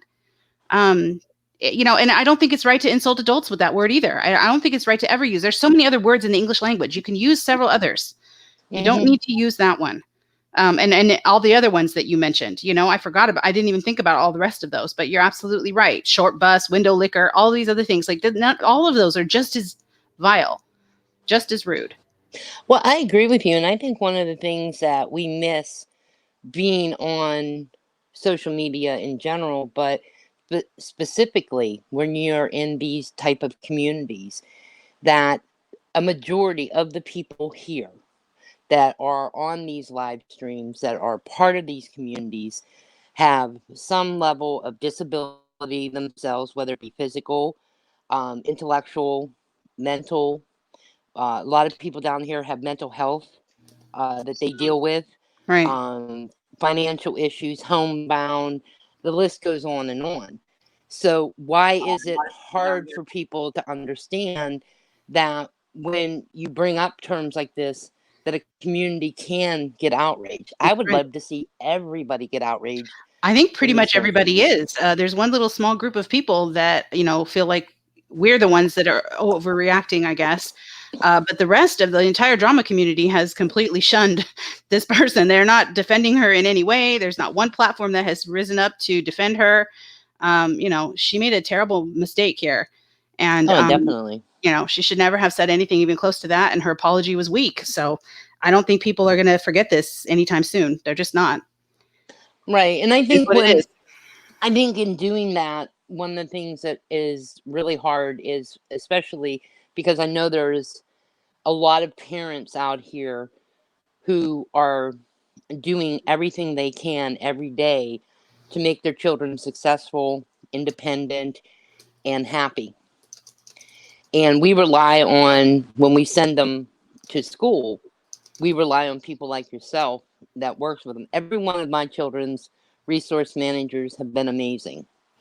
I actually had to pull my children out of school in 5th grade due to bullying issues. And a couple, and my one son was diagnosed in 1st grade with schizophrenia. And so for him, it was always harder to get through the day. But the people that worked with him had the patience of Job, and you have to work with them, and be like a team effort and all the rest of that. Yeah. So when I heard you talking about the IEPs, that's a lot of extra work. And I know you guys do this on your off time. You don't do them during working hours. Correct. And you write them up, and then you have to sit after school in the meetings explaining this to parents who sometimes just don't understand what's going on, like what it all involves and that kind of thing. So my thing to people here would be to think before you say something. And if you think it might be offensive, don't say it. And if you do say it and somebody says that it hurts, or they find it disturbing, or they find it rude, take that extra moment to take it out of your vocabulary the next time you speak. I don't think it's that hard. I really don't. Agree. So. Agree. It's not that hard. But thank you guys. I didn't good to hear your voice, by the way. Really good to hear your voice. I hope you're doing well. Well, I'm still in the midst of changing everything over from Awesome Hookers. So yeah. But thank you guys again. I was going to add, that was my first question was going to be, now who are you on YouTube? Because I didn't know who Trish was. I'm like, who are you? And then I heard your voice and I'm like, oh, never mind. Yeah, I recognize your voice too. I know who this is. Well, Well, good to hear your voice, and I hope you're doing thank well. you. I Good. am. It's been a busy year. My kids have started high school this year, so Oh Lord, it's a good luck. yeah. Well, well, they're actually I'm sorry. I which is will kind teach of kids with special needs any day of the week. Do not give me high school students again. I don't want them in my house. No, I do not. what Talk about it's a patience. That's patience. I don't want to ever do that again. well, I'll tell you what the biggest change has been is now they're on a graduation track. And my Oh one son wow, good for is them. mainstreamed, but my other son, they were just going to give a certificate for showing up. Yes, your Um, certificate of completion. Yes.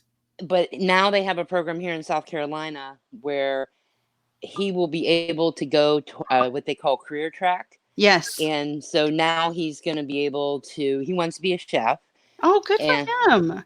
yeah, I'm very proud of him. That's exciting. Good.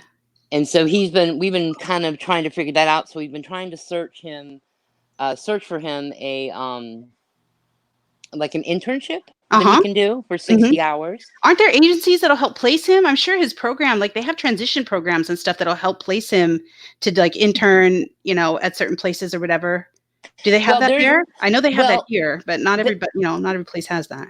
well, they have something like that. I'm very fortunate because the company that I used to give them their ABA therapy in home, Mhm. is been a great resource, and they're like part of our family. Yeah. And there's a place down here because I live in near Charleston. There's a place down here called Biddy and Bose. Mhm. And Biddy and Bose was started by parents of two children, a boy and a girl that both have Down syndrome. Mm. And so everybody at this little coffee shop, everyone there has a disability of some level, whether it be intellectual or physical. Mhm. And they are, I'm hoping that maybe he can go down and work there because it would be more of a autism friendly place, Yeah. where I think because of his love for food, it wouldn't be overwhelming. Where like maybe going to a grocery store setting Mm. and working like in the bakery would be overwhelming. Yeah. So we're pretty excited about it, but we've been doing a lot of that and starting the track to for independence because my husband and I decided that probably the best thing would be like supportive living, Mhm. even though I don't want them to leave home because I I'm a know. helicopter parent. I I don't blame you. I know. Yeah. So it's that kind of Yeah. stuff, but they're in online school, so it's kind of interesting. This is the first year that they've done a self-contained classroom Mm. online Oh wow, for yeah. It's amazing the different options that are out there now. And when you worry about them living independently, look at Angel. Look at the big old smile on his face, how excited he is, I think about that and I just want to show that video to all my parents that are, worried about their babies. Really I do because like look, I work with deaf kids, as you know, like kids that are deaf. Mhm. So, and I have to part of what I do right now is I work with the families. I work really closely with the families, Mhm. and they're terrified. And that's, and I of course look at a kid that has a deafness, and I'm like, they're just deaf. Like that's easy. That's an easy one. We can totally fix. We can totally handle that. That's Right. absolutely. I know deaf lawyers. I know deaf doctors. I know deaf. My entire master's degree program was taught by all deaf people. Deaf professors. If you didn't know sign language, you couldn't go. Like that's it. There was no interpreter, nothing. You had to learn it in sign language. And so I was like, please, like, let me tell you about how this future is looking here. It's not as scary as you are thinking. Mm-mm. And so part of what I do is help these parents realize that, this is going to be fine. This is going to be great. Don't worry, because they're terrified, and I don't blame them. I mean, they've never met a deaf person in their life, and then all of a sudden they're, one's born to them, and Right. they have no idea what to do.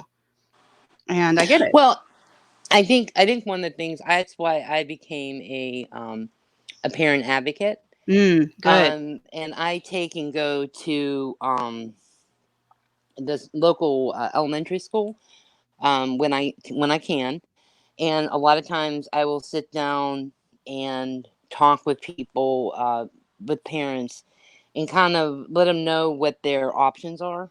from my perspective. Exactly. Yeah. And sometimes the parents are afraid to ask questions because, unfortunately, and you know this, teachers speak teacherese. They do. Yes. And they forget that some of the parents don't understand all the terms. Correct. Yes. And so a lot of times that's one of the things I will do is I've gone into IEP meetings with parents and just listened, took notes, and then sat with the parent afterwards and, kind of gave them the general breakdown of kind of what was going on.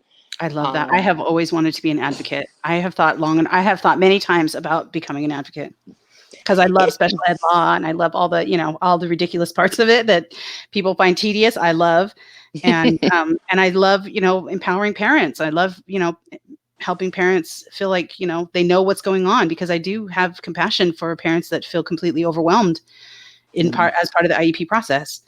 Right. And it is very overwhelming. Yes. And especially when the child has comorbidities.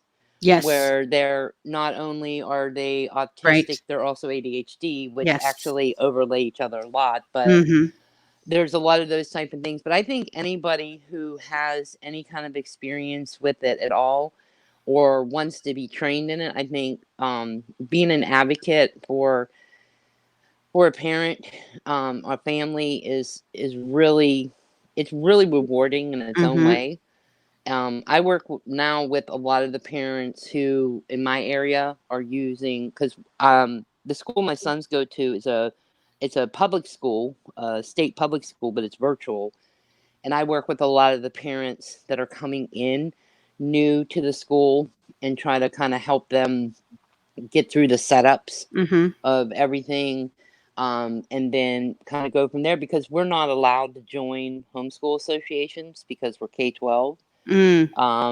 So it's kind of like a little agreement that K-12 has with the homeschool associations.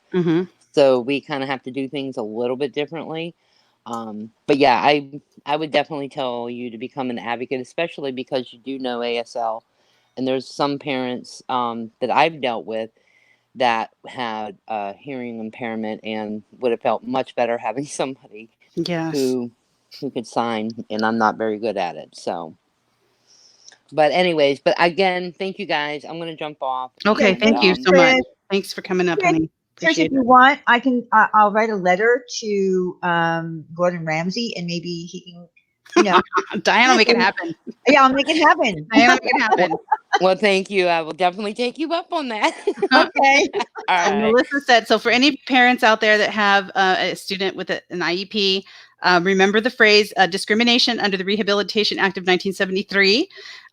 She said that she had to have it out with one of her daughter's damn math teachers a few weeks ago, and him denying her accommodations mentioned the phrase discrimination under the Rehabilitation Act of 1973. You can also say words like out of compliance with their IEP, failure to provide services as outlined in the IEP. Those are all good. Those are all good expressions to use when you want to get your district's attention, because they will jump to take care of you. And I will just tell you from my own personal perspective, I have not had that experience with the school district that I work for. I feel like every meeting that I've been in, and I'm not just saying that because I work for them, but I really do feel that way, and I have seen it myself. Really do want to meet the needs of the kid and really do put the child's needs, first. So, but I have seen other meetings and other districts where that has not always been the case, and it gets kind of ugly. So, but you have the power as the parent. You absolutely do. Okay, so Angel came back, and we have Deb A who wanted to hop on for a moment to just say something. So, Angel. The teacher is more than happy to meet her accommodations now. I will stop at nothing to get my child what the law says they are entitled to have. Amen, Melissa. Amen, girl. Well, I kind of figured I'd come back on in case anyone in the chat had any questions and talk a bit more about the stuff. Because one of the things that a lot of people find strange about me, well, not so on YouTube, but more so in my own life, is that I'm not that much of a high fiver. I'm not that much of a hand shaker. I'm more so of a hugger and a shoulder kisser. Like, I like to kiss people on their shoulders. I love to give them big, gigantic hugs, like the hugs that Barney used to do, who all of us found creepy as a child, including myself. But still, you can't help but hug him along. But I'm more so of that, and every so often I like to kiss people on their hand. Aw. Do you? Okay. Now let me ask you a question, Angel. Do you find that strangers get nervous when you come to kiss them? I don't do it on strangers. I do it more so of people who I trust, like Laura Ann or Debbie Davis. If I were to meet so those you don't do it to strangers. You don't do it to people you just met on the street. You do it to people you know. Yeah, once I get to know them and trust them and such, I do it as a friendly gesture because I know that I'll be friends with them for a while. Kind of like how I gave a kiss on the shoulder to the property manager here at my apartment. She doesn't mind it, but it's just I got to know her, what she does to help the residents before I did that. Yeah, I get it. Well, I think that's sweet. I think it's sweet too, but let me tell you a story. I had a student once that what he would do when women would come into the classroom is he would come up and he would, take them by the arm and he would start caressing up and down their arm and caressing their face and being very, and everyone would say the same thing that Diane just said. Oh, that's so sweet. That's so cute. And I thought, no. He's going to do this. He's going to do this to the wrong person at the mall one day, and that person's husband is going to beat him up. Like, I don't want to see that happen. No, I said it's sweet because he said he does it to people he knows, not strangers. So you want to be careful when you're saying, when you're doing stuff like that, because you want to make sure you know the person and that the person's okay with you doing that. That's all I'm saying. You don't want to do something like that to somebody who's going to be upset and then, punch you in the face. You don't want to do that. No punch you in the face. Angel, stand by. I just want to let Deb A have a few words. Okay, you can stay on panel. Deb, can you hear us? I can. Can you hear me? Deb, my love. Deb. How are you, Deb? Probably going to regret coming up here. Never. No. I'm pretty tough. I don't cry easily. And I have been weepy about this all day. And it's really gotten to me. I have an autistic grandson who is the love of my life. And I think it just hit me for the first time today that this is what he's facing in his future. People like that. People that don't have a clue. This woman, one of her big lines is the struggle is real. She doesn't have a clue what real struggles are. Yeah. Her struggles, she's brought on herself. The majority of them she has. She's caused her own problems in life. The struggles that my son and his son deal with every single day, they had no choice. Yeah. There's no fixing it. This is what they deal with. This is what they go through every single day. And I can't tell you how, I'm reading these posts today, these tweets from Jennifer and Mel and all these different people. And I'm crying for each one of them because I know their struggles. I know what they're going through. And I have so much respect for them. They say that God chooses special parents for these special children, and I believe it. I do too. Because I look at these wonderful women, the people that you've had on panel tonight, the people on Twitter. I see what they go through. They do it every day, and they don't complain, and they don't whine, and they don't throw temper tantrums. They deal with it. Their struggles are real. I also listened to the apology tonight, and that was no apology. An apology, at least pretend you mean what you're saying. Yeah. Do it Agree. without a smirk on your face. Yeah. And do it without the, I had to re-listen because the very first line, the last line was basically, if it gets too big, I'll just go live and steal their views. Right. And then it was F them all. Yeah. And that just summed everything up for me. This person is not sorry. No.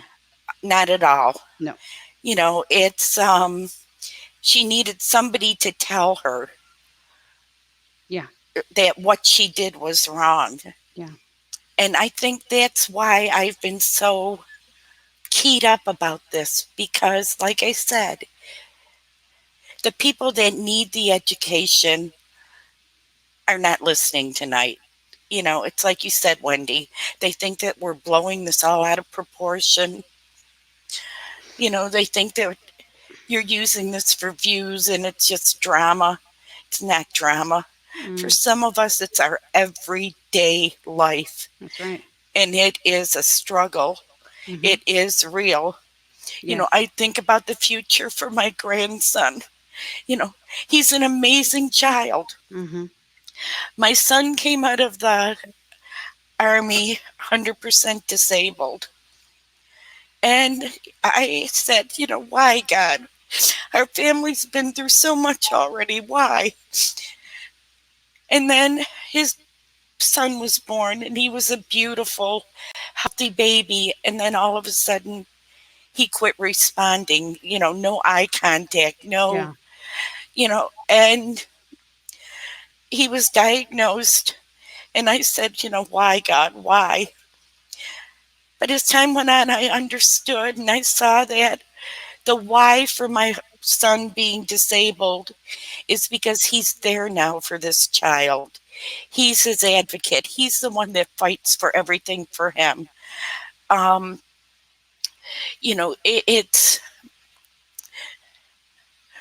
he's in the right place to be able to do, what he has to do to help his child. And the why for Cody was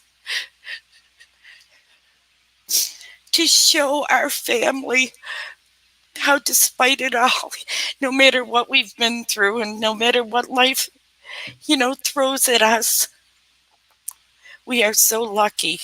We've got this wonderful child who is teaching every one of us so much, because out of all my kids and all my grandkids, this one is the toughest of them all. This is the one that's teaching us. That's right. So much. That's right. And I couldn't be prouder of him. Amen. I have to tell you real quick, he's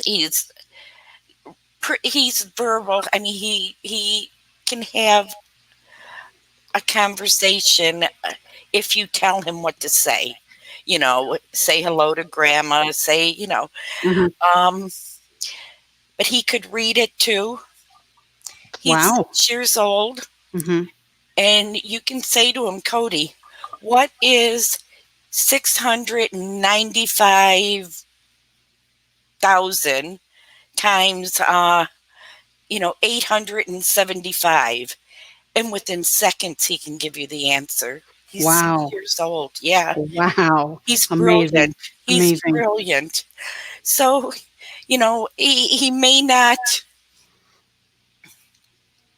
he may have struggles in his life, but he's got things that some people are never going to have. That's right. And like I said, I hope that I doubt that any of this is getting through to any of those people that thought that it was okay what happened. I just want to thank you, Wendy. I want to thank all you parents and tell you how much respect I have for all of you. Thank you, Deb.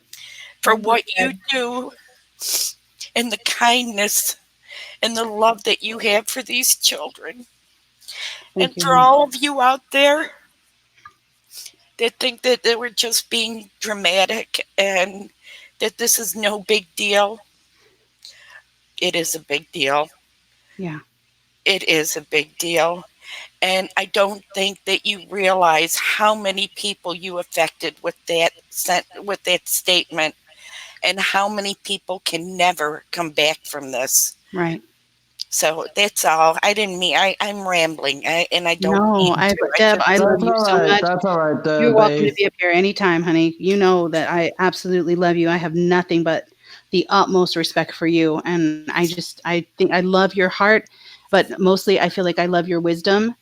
And I feel like every time you speak, you teach us something new. And I'm so thankful for you every time. Jen, you're right. It is. These children become your whole life. Your whole life changes overnight, That's and they right. become your whole life. And these Yeah. parents do it, and they do it out of love.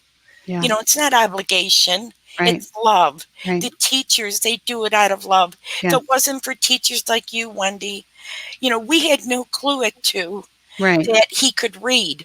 Yes. It was the Amazing. teachers. Yeah. Yeah. You know, and he has come so far because he's had such wonderful guidance. And again, Mm.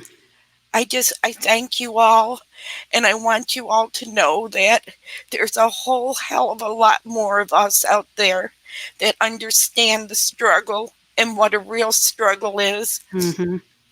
and who think the world of you and keep you in our prayers every single night. Thank you. And that's all. I'm through. Thanks. Thank you, honey. Love you Sorry. so Deb, much. Love Love you you, Deb, we so love you, much. babe. Deb. We love you, Deb. Have a good night, everybody. You too. And Mel, wait, Wendy? one more thing. I have one Oh. more thing. Is if Mel is still here. Mel, we really do need to start holding this community accountable and start kicking asses and taking names. So that's it. Bye. Wendy, Yes. check your DM Okay. on Twitter. All right.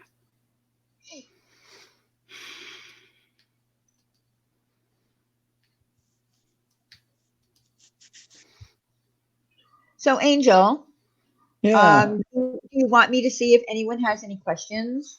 Yeah, For you in let's the give them chat? a few minutes to ask questions in the chat if they have any.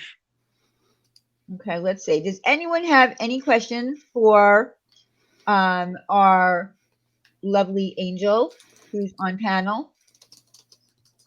I'm catching up with the chat because I had to move off of the main chat. Don't worry, I can just give you a hug with my pillow. Okay,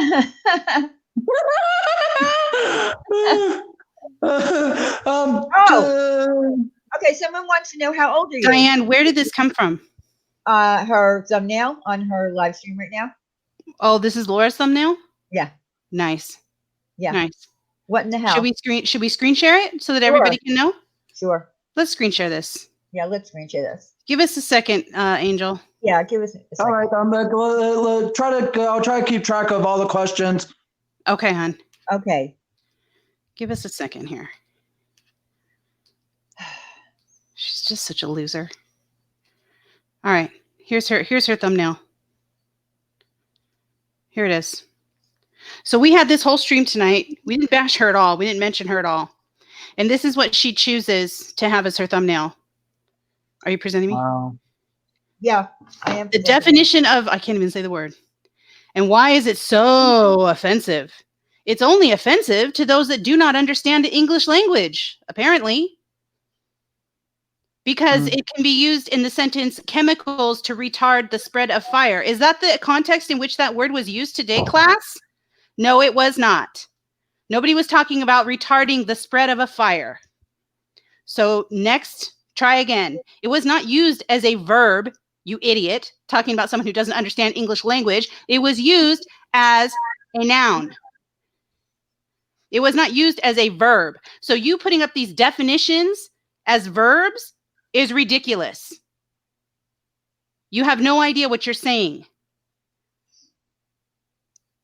It was used as a slur. It was used as a noun. It was not used as a verb to retard the spread of fire. That is not the context with which that word was used today.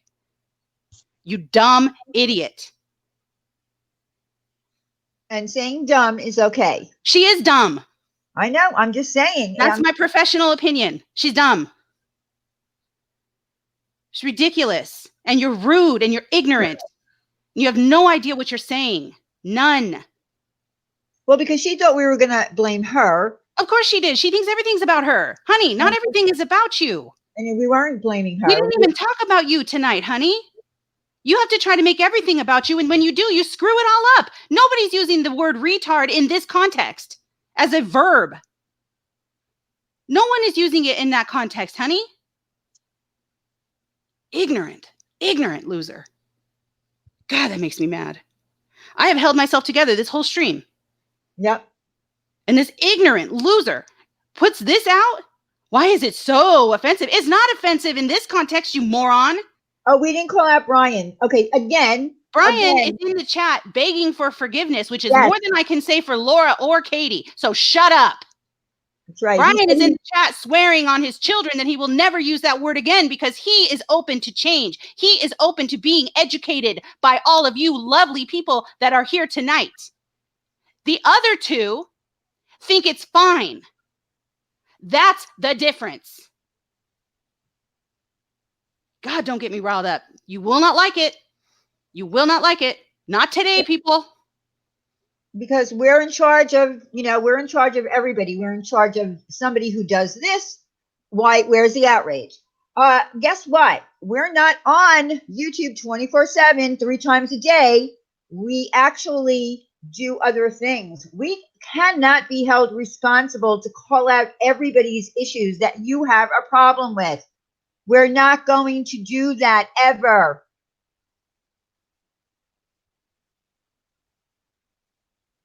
Good Lord. I'm not Brian's mom. Brian's in the chat being willing to be educated about this and willing to change. What else can I ask from the man? What else am I supposed to ask from him? Bleed for us? Bleed for us, Brian. And then maybe somebody will forgive you one day. Like, he's willing to change. What else do you want? He's saying he's sorry. He's swearing he's never going to use this word ever again. The other two have laughed this off like a joke and then put up this ridiculous thumbnail as if somehow that makes it okay. Well, because like I said, insane. She thought immediately, they both thought over there that we were going to blame her. The first word out of her mouth was, I didn't say it. But so I guess now what she's doing is sticking up for Katie because Katie is her new BFF and she's going to do whatever she can to get around the fact that that was an incorrect word to say in the context it was used in. She's not getting it. She's not getting it. I can't help it. She doesn't get it.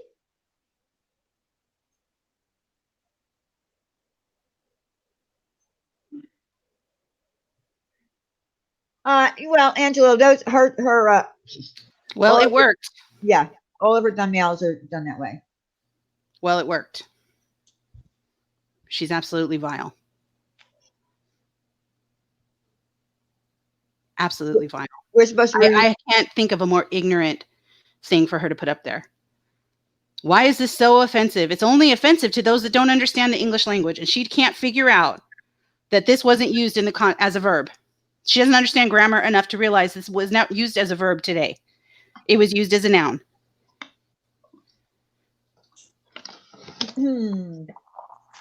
She can't figure that out. And she has a child with Asperger's. She talks about it all the time. Absolutely vile. Absolutely vile.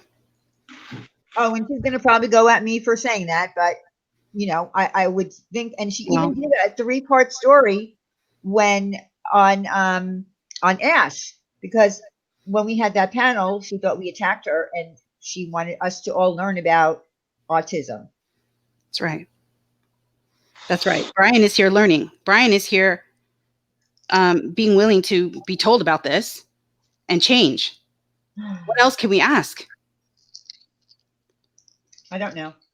I'm not Brian's mom. I'm not going to follow him all around the internet chastising him for his behavior. The best I can hope to do is try to help educate people and hope that they see it within themselves and from intrinsically are motivated to change. That's all I can do. What? She told her subs that she self-diagnosed him? Who self? Oh, okay. Got it. Oh, figure skating coach, I'm sorry. Can we remove that now and not let her vileness take over what we have here? Yeah, I know. Yes, I'll shut it off. Just absolutely disgusted.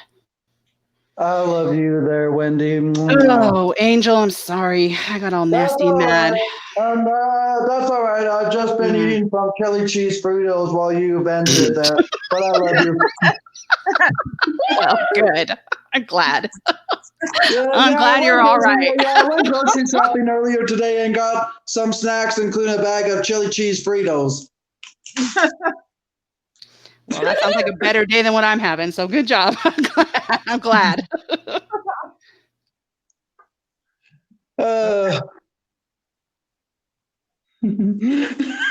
Thank you, Mel and Roxy. You seem like a great person. Darlene, thank you for the compliment. It's just that the chat was pretty much backed up for the question, but I tried looking at the ones before they disappeared. One of the questions people asked me of how old I was. I'm 29 years old, and one of the other questions was, what do I like to do? Well, during my spare time when there's nothing to do with my family, I just like to watch TV. And some people, one person even asked, what are my interests? Well, one of the earlier panelists was saying that their kids was interested into the electronics and such. But for me, ever since the age of 18 or 19, I've been always fascinated with technology, because I got my very first computer at the age of 17, and then from there it's just been advancing. Now I have an interest of all forms of technology. And you might be asking, well, what do I have? Well, one of the things I have is a Shark Rocket Complete vacuum with what is called dual clean technology, and I have a Ninja coffee bar system that I make my morning cappuccinos in, and I have a 4K TV right over there where I'm playing the stream at the same time I'm on with you guys. And I also have a gaming laptop that's currently in the Geek Squad at Best Buy in for an upgrade. Wow. You have a lot of interests, don't you? Yeah, but mainly it's in the realm of technology, because whenever I bring up the newest and stuff, some people go huh, what the hell? Because I am more interested in today's technology, whether it's a vacuum, a coffee maker, or a computer or TV. I'm always fascinated of what the latest technology is, and some people even question, how do you always keep up with today's technology? TV, baby, TV. I am terrible at technology. I have often said here that I have learned as much technology that I need, and I don't want to learn anymore. But I give you props for that, for wanting to learn more and more about technology. Jan, the teacher, says that that Angel would love the robotics team. Thank you. Let's see. Do we have any more questions for Angel? Yeah, retype your questions if you guys were asking them before you there, Wendy, had to vent. I do sometimes. Yes, I do. Yeah, she had to vent. I just felt like, wow. I just needed to share that with her, and I was going to leave it up to Wendy if she wanted to vent or not. Of course I'm going to vent about that. It's the most ignorant thing I've ever seen. Absolutely ridiculous. And she puts it up as a verb. Oh my God. Oh. So Cindy would like a link too. Can I send her the link? Sure. Okay. All right, Cindy, I'm sending it right now. I'll drop it in the chat. Oh, I can just send it to her. I'm in her DMs right now. All right, go ahead. Okay. And then Kathy would like you to unblock her. She would like to call Kathy Kendall. She would like to apologize. Okay. She said, "Can you ask Diane to unblock me on YouTube?" I mean, I guess I shouldn't read her DM, but she said, "I've been a butt and rude to Diane. There's no excuse." Oh, Kathy. Wait, Yes, Kathy. Kathy. What, Kindell? Yes, Really? Kathy Oh my Kendall. God. Yes. She Oh, would I like to love make it. things Okay, right, yeah, I and she would would love like to to. apologize. I would love to. I talked smack about the pizza thing, and I was mad. Yes, I've said a lot of nasty things, and for that, I'm sorry. No Can you tell her problem. that? Thank you. I said, sure. Let me see if I can make that happen. Yes, I'll have. Maybe I should put you in my next box of Oreos there, Wendy.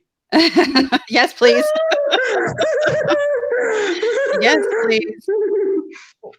Listen. I don't think that I have her blocked on Twitter. I don't think that I do, and my messages are open. Give her my name. Well, she knows my name, Pink Pepper 821, and tell her to send me the link to her channel. If she can do that to me for me right now, I can. Okay, I'm unblock hoping her she's right listening. Hopefully she's listening and she's going to do that. I'll ask her to send it to me. Send me the link to your channel. Hopefully she'll get that. And I'll block her right now. Otherwise, I have to wait until the. And we'll get her unblocked right now. Yeah, I can get her unblocked right now. We won another one over. Woohoo! Yeah, we won you back. Yeah, no, I'm She did glad. not like us, so we won another one over. Yay! I always love it when that She happens. didn't, but Well, she didn't say that I won her over, but you won her over. Yeah, Maybe I can still win her over. Well, look, there are some people that happens with, and I don't hold grudges with anyone. If someone comes to me and says I'm sorry or whatever, I don't have a problem. I never had a problem with her, so I'm fine with I don't that. hold grudges either. Deb, we love you so much. We love Yes, you we so do, much, we girl. do. I can't even figure out all the English ways I can say that to you. How I much love Deb so much. She's such good people. We need way more people like her. God. I want to be her when I grow up for sure. Diane is a very gracious lady. I agree. Thank you. Baby steps, Wendy. That's fair. That's fair. Question for Angel. Angel, will you sing another song, please? Tonight? Maybe, but it all depends on if the ladies can take it. Oh dear. Why? What kind of songs do you sing? I'm a little nervous now. I sung a few songs on Cap 7 stream earlier this evening. I've sung the song Chasing the Neon Rainbow, and then I also sung a song from Aladdin and the King of Thieves. If anyone remember that movie, there was a song where Jasmine and Aladdin sang called People Like You Don't Come Out of Thin Air. Oh, I don't know either one of those songs. Yeah, I don't know either one. I don't know either of those. So I'm ready when you are. If you want to sing, go for it. While we're waiting for Kathy. Sure. Says it's under Charlie on YouTube. That's all I know. Okay, let me see if I can go to her Twitter and to see if she's linked it. Nope, she has not. Well, darn. She says it's Charlie. It's called Charlie. CHARLIE. Yeah. All right, if you girls are ready, whenever you guys are, just let me know. Okay, you sing and while we try to work this out. Yeah, I might have to wait until I'm done here before I can unblock her. I thought if she had the link, like if she can go to her channel. All right. He turned it into a country show.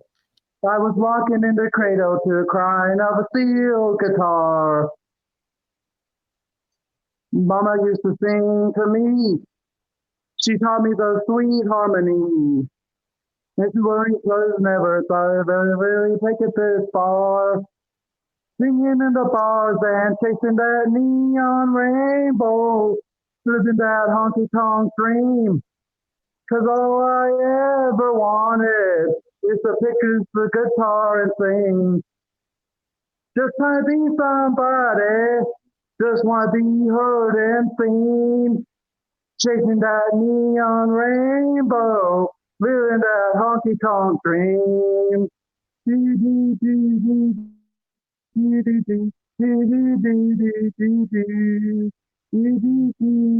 Another coffee cup, our pickers in an old Dodge truck, heading to Houston for a show on a Saturday night.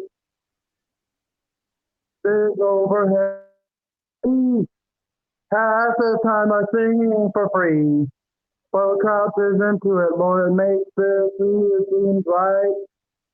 Stand in the spotlight, chasing that neon rainbow. I'm living that honky-tonk dream. 'Cause all I ever wanted is to pick this guitar and sing. Just try to be somebody, just want to be heard and seen. Chasing that neon rainbow, living that honky-tonk dream. Sang by the radio, it was 30 years ago. You said, son, I just know we're gonna hear you sing it on someday. You made it to music row. Lord, the wheels turn slow. So in a minute, I wouldn't have it any other way. Just show me to the stage and thinking that neon rainbow and living that honky-tonk dream. 'Cause all I ever wanted is to pick this guitar and sing. Just be somebody, just want to be heard and seen. Chasing that neon rainbow, living that honky-tonk dream. Oh, I'm chasing that neon rainbow, living that honky-tonk dream.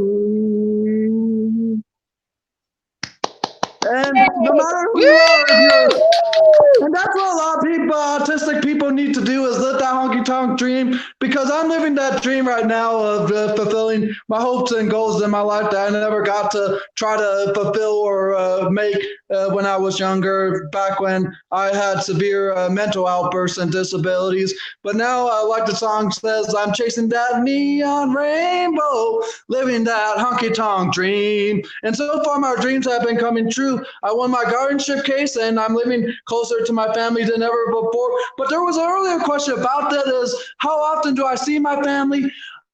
Back when I had a guardianship that was given to me back in 2008, I barely got to see my family at all. I saw my dad for the first time in a long time in 2010. I saw my family for the first time in over a decade in 2012, because when I came here in Arizona to celebrate my sister Shane's graduation and my brother Donovan's 21st birthday. Then I saw them again in 2015 during the winter of 2015 and came and seen them. And then I came back again earlier this year after I won my guardianship case.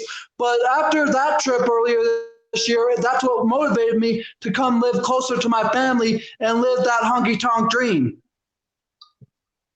That's awesome. That is awesome. Diane, check your DMs, honey. I found her. I found her great. account. Okay, I'm gonna go there now, and I'm going to unblock her. I'll do that, Kimberly.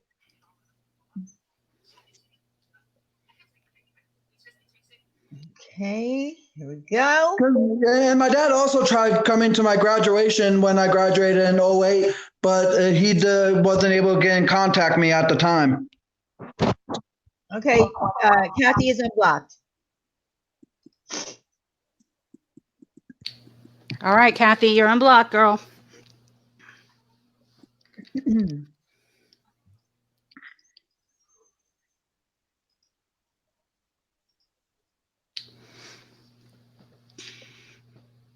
Ugh, I need to shut her off. I can't even listen to her. The people in her stream are just saying, they're so dumb. They're like, Wendy's just mad because Katie insulted her. I don't know how many times I have to say it. You didn't insult me. That's the point. You didn't insult me. You can't insult me. You insulted the kids that I work with, and you insulted all of these parents and people in this room. That's who you insulted. Well, you can't insult me. They're very thick-headed, and they're not getting it. They're just not. They don't get it. No, they don't get it. Because but more people get it that don't get it. And there's Kathy. There's Charlie. Hi, Kathy. Thank you, Wendy and Diane. Hey, just want to say I'm sorry for the nasty things I've said, Diane. That's okay. Don't worry about it. Listen, this is social media. Stuff like that happens. People don't like someone for whatever reason, but I don't hold grudges against anyone. So you're welcome here anytime. And you know my Twitter handle is @pinkpepper821. So if you ever want to hit me up on Twitter, Feel free. To answer your question, Big Mama, if you're still in the chat, she posted earlier where she asked, I have a question. Do you drive? If not, how do you go shopping and to appointments? But I didn't. I don't have a car because at the age of 16, when I wanted to get my driver's license, the people around me kind of prevented me from doing that because they thought I would drive off and run away. But I understand where they're coming from. Back when I was 16, when I was really mentally handicapped or severely disabled at the time. But the way I get around is I usually take the bus transportation, and I haven't learned the bus transportation yet here in Arizona. But if there's any place I need to go, like grocery shopping, the support staff in my apartment building bring residents grocery shopping all throughout the week. And if there's an event that I need to go to, I usually contact my brother. And the way that I got around most of the time back in Minnesota is the group homes and in-home services that I was in, I had staff all around the clock, but not 24/7. It was the whatever hours they worked, and they would usually ask me what I want to do or where I would like to go. And if there's any place I wanted to go, my staff would bring me. That's great. That is great. Okay, listen, Angel, I appreciate you coming up so much, but we need to just, we're going to end the stream, but we're just going to have a few little thoughts that we want to put out before we end it because we've been on for 2 hours.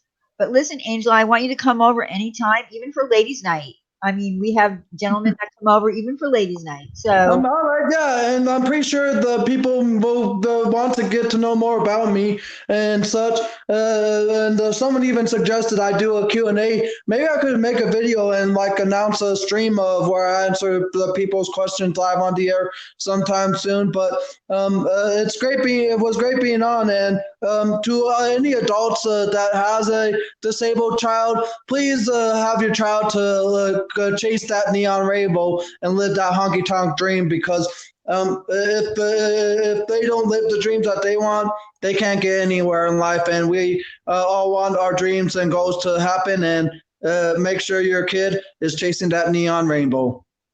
Well, you're an inspiration, and those words should be for everyone. Everybody should follow their dreams. Before I go, Wendy. Wendy. Bye, Angel. Take care, honey. Thank you for coming on. Sorry, I was muted. I didn't realize I was muted. Sorry. Yes, thank you, Sitting here chatting and thank nobody you can hear so me. much. Bye, Angel. Love you, honey. Best of luck, darling. Yes, he is sweet. Yeah, everybody loves him in the chat. Okay, Dana, I totally understand. That's fine. No, Crimson is over there saying that Katie was calling me the R word, not my kids that I work with. Of course, I don't understand why Crimson isn't listening and using her ears, because if you listen to the sentence, she said that the kids that I work with are the R word. Do I need to she didn't call me anything. Do I need to play the clip again? Yeah, let's play it one more time for those people in the back. Right. And Laura is over there agreeing. I agree. You know, because that's how she did everything. And Crimson, are you kidding me, Crimson? She came in here under a troll account and was booted because she was saying some of the most vile, nasty comments. So we booted her out. And then she goes in Laura's and asks for a link, and Laura's like, I don't know who you are. And then she gets up on the panel, and it's her voice. I know who she is. She's nasty. God. That's just gross, Crimson. Shame on you, Crimson. All because you want to kiss up to Katie? You're embarrassment. I'm embarrassed for you. On you. Shame on you. Shame on you, girl. Katie is a damn has-been. Sorry, I stand by that statement. Who in the drama community is standing up for her right now? Not a damn soul. Nobody. Crickets. This community that she supposedly built, right? Which is also a big fat lie. She supposedly built this community. Where is everybody? Why isn't anybody defending her? Oh, that's right. Has been. My opinion. Just my opinion. People could disagree with me if they want. It's fine. I need to find the video again. Give me a second. That's right, Melissa. Has been, never will be. Go get a job, Katie. Get that yeast infection cleaned out of your mouth. Get yourself a job. Stop cheating on your man. Pull your life together. Stop getting in trouble on the internet. There you go. There's my free advice for the night.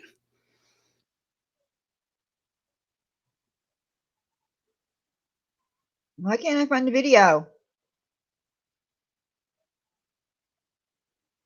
Mel, where's the video?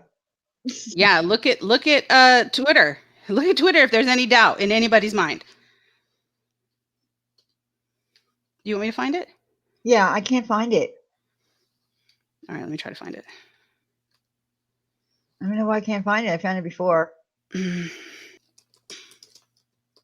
Yeah, so Crimson is doing the explanation. She's speaking for Katie for what she is assuming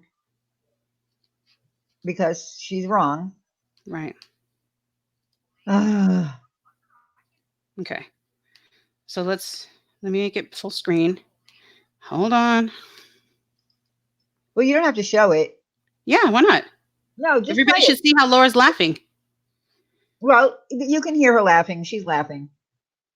Don't show it. Just play the audio. Can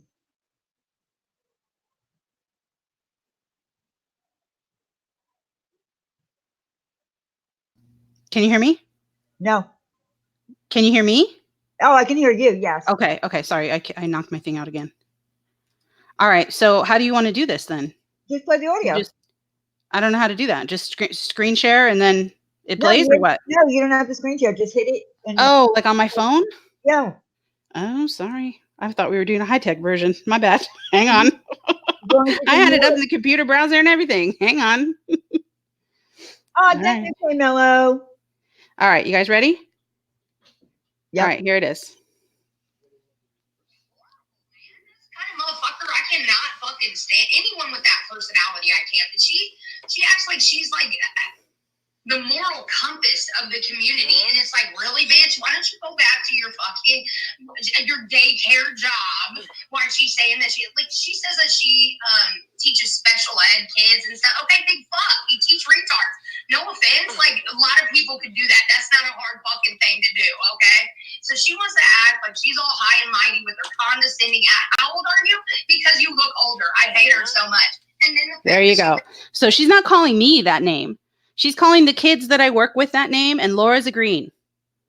And Laura's laughing and agreeing. Yep, that's exactly what it is. Let's hear it again. Teaches special ed kids and stuff. Okay, big fuck. You teach retards. No offense, like a lot of people can you hear that? That's not a hard fucking thing to do. Yeah, it's not a hard thing to do. You're right, Katie. You have any idea? You have no clue what you're talking about. No idea.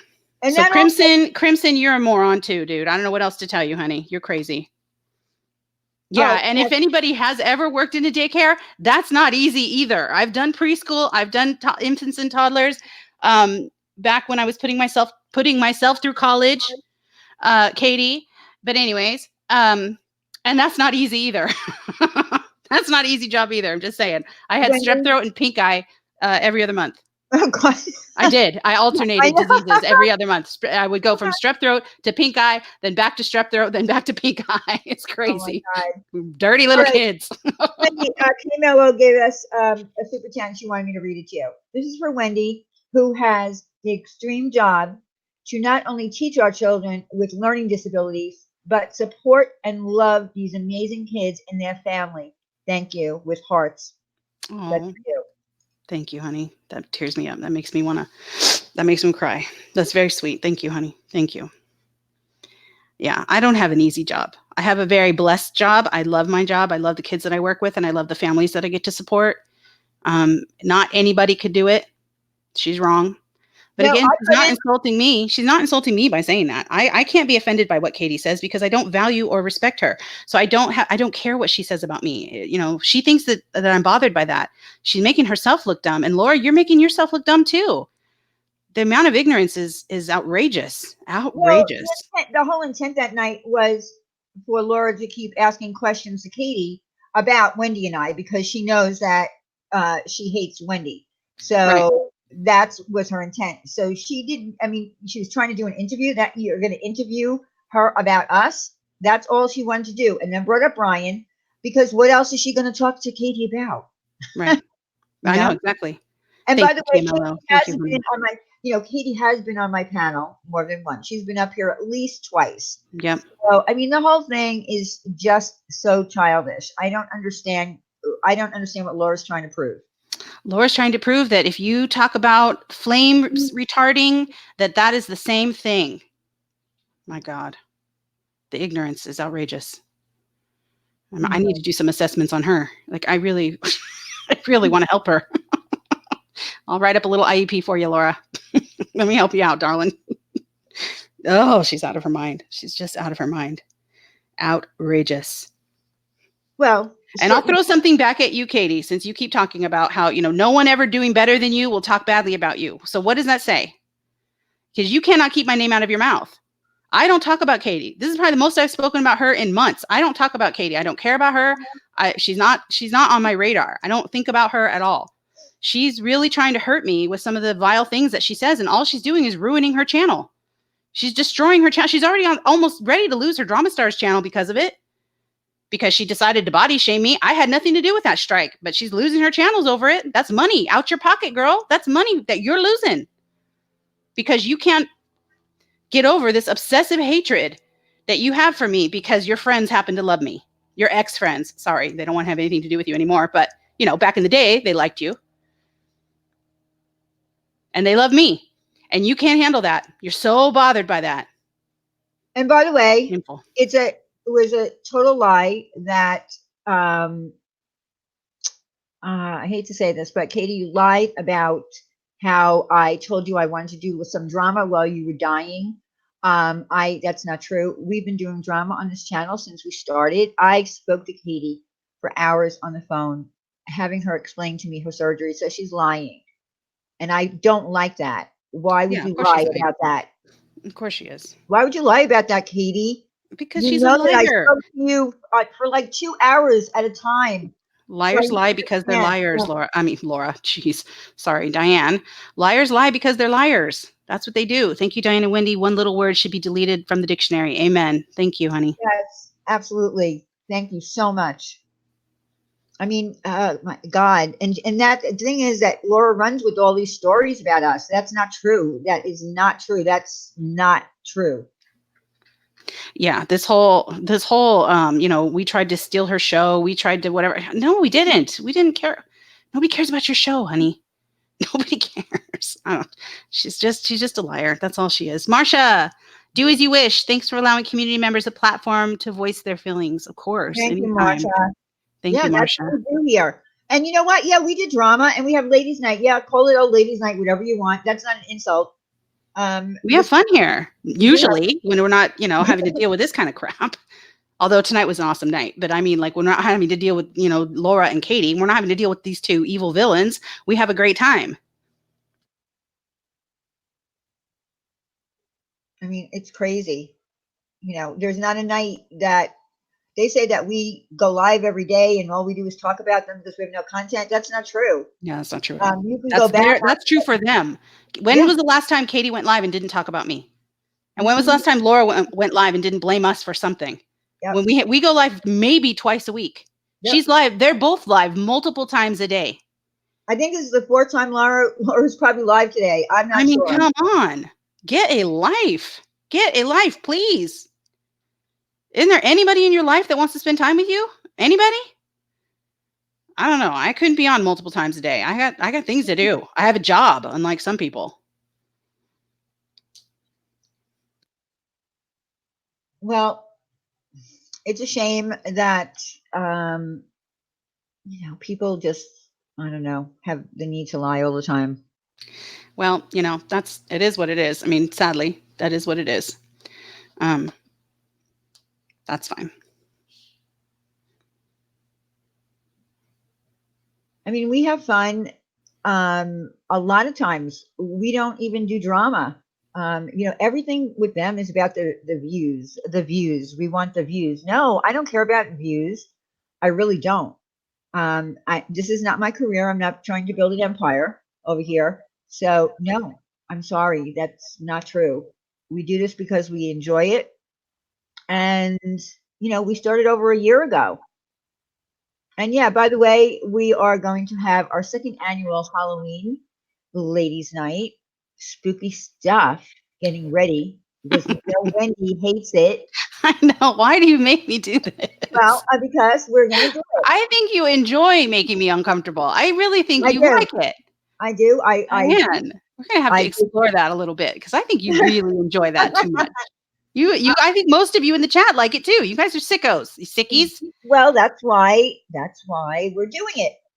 Because the chat also enjoys you being uncomfortable. Yes, apparently that's enjoyable to watch me squirm and be all uncomfortable up here. You all love that, don't you? You sickies. We're doing it on Halloween, which is a Thursday night. Yes, we are doing it on a Thursday night because that's the night of Halloween, and that's when we're going to do it. We should try to get CMaries as a guest. That's a good idea. I love her. Yes.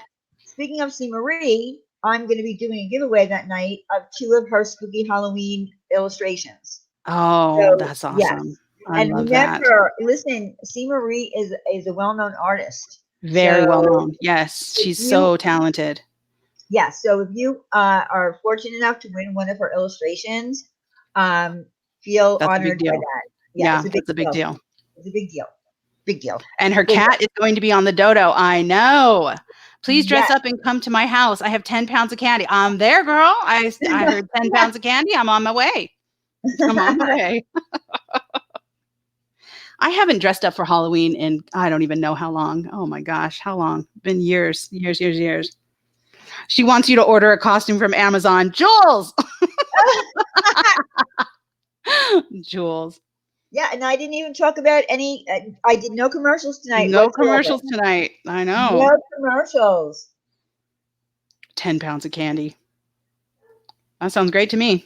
I'm on my way.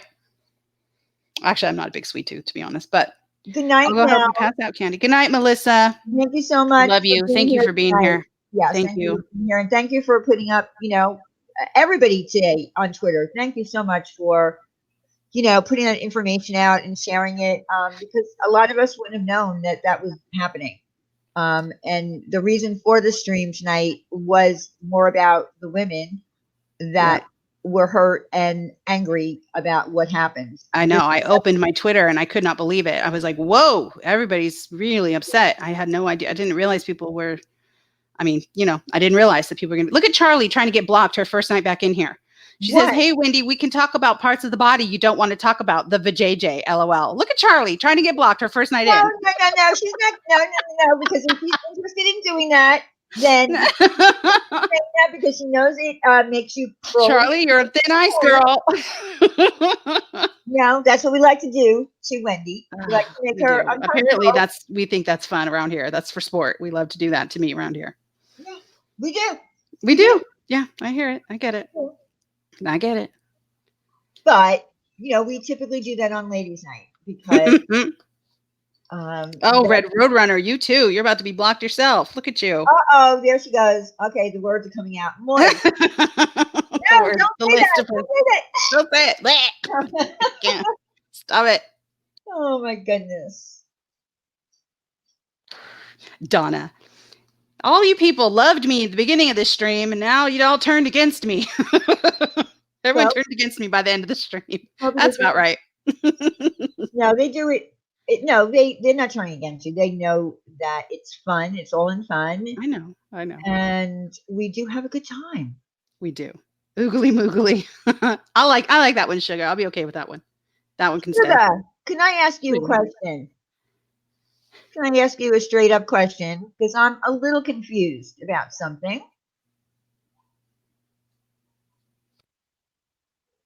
But I'll only ask if you say it's okay.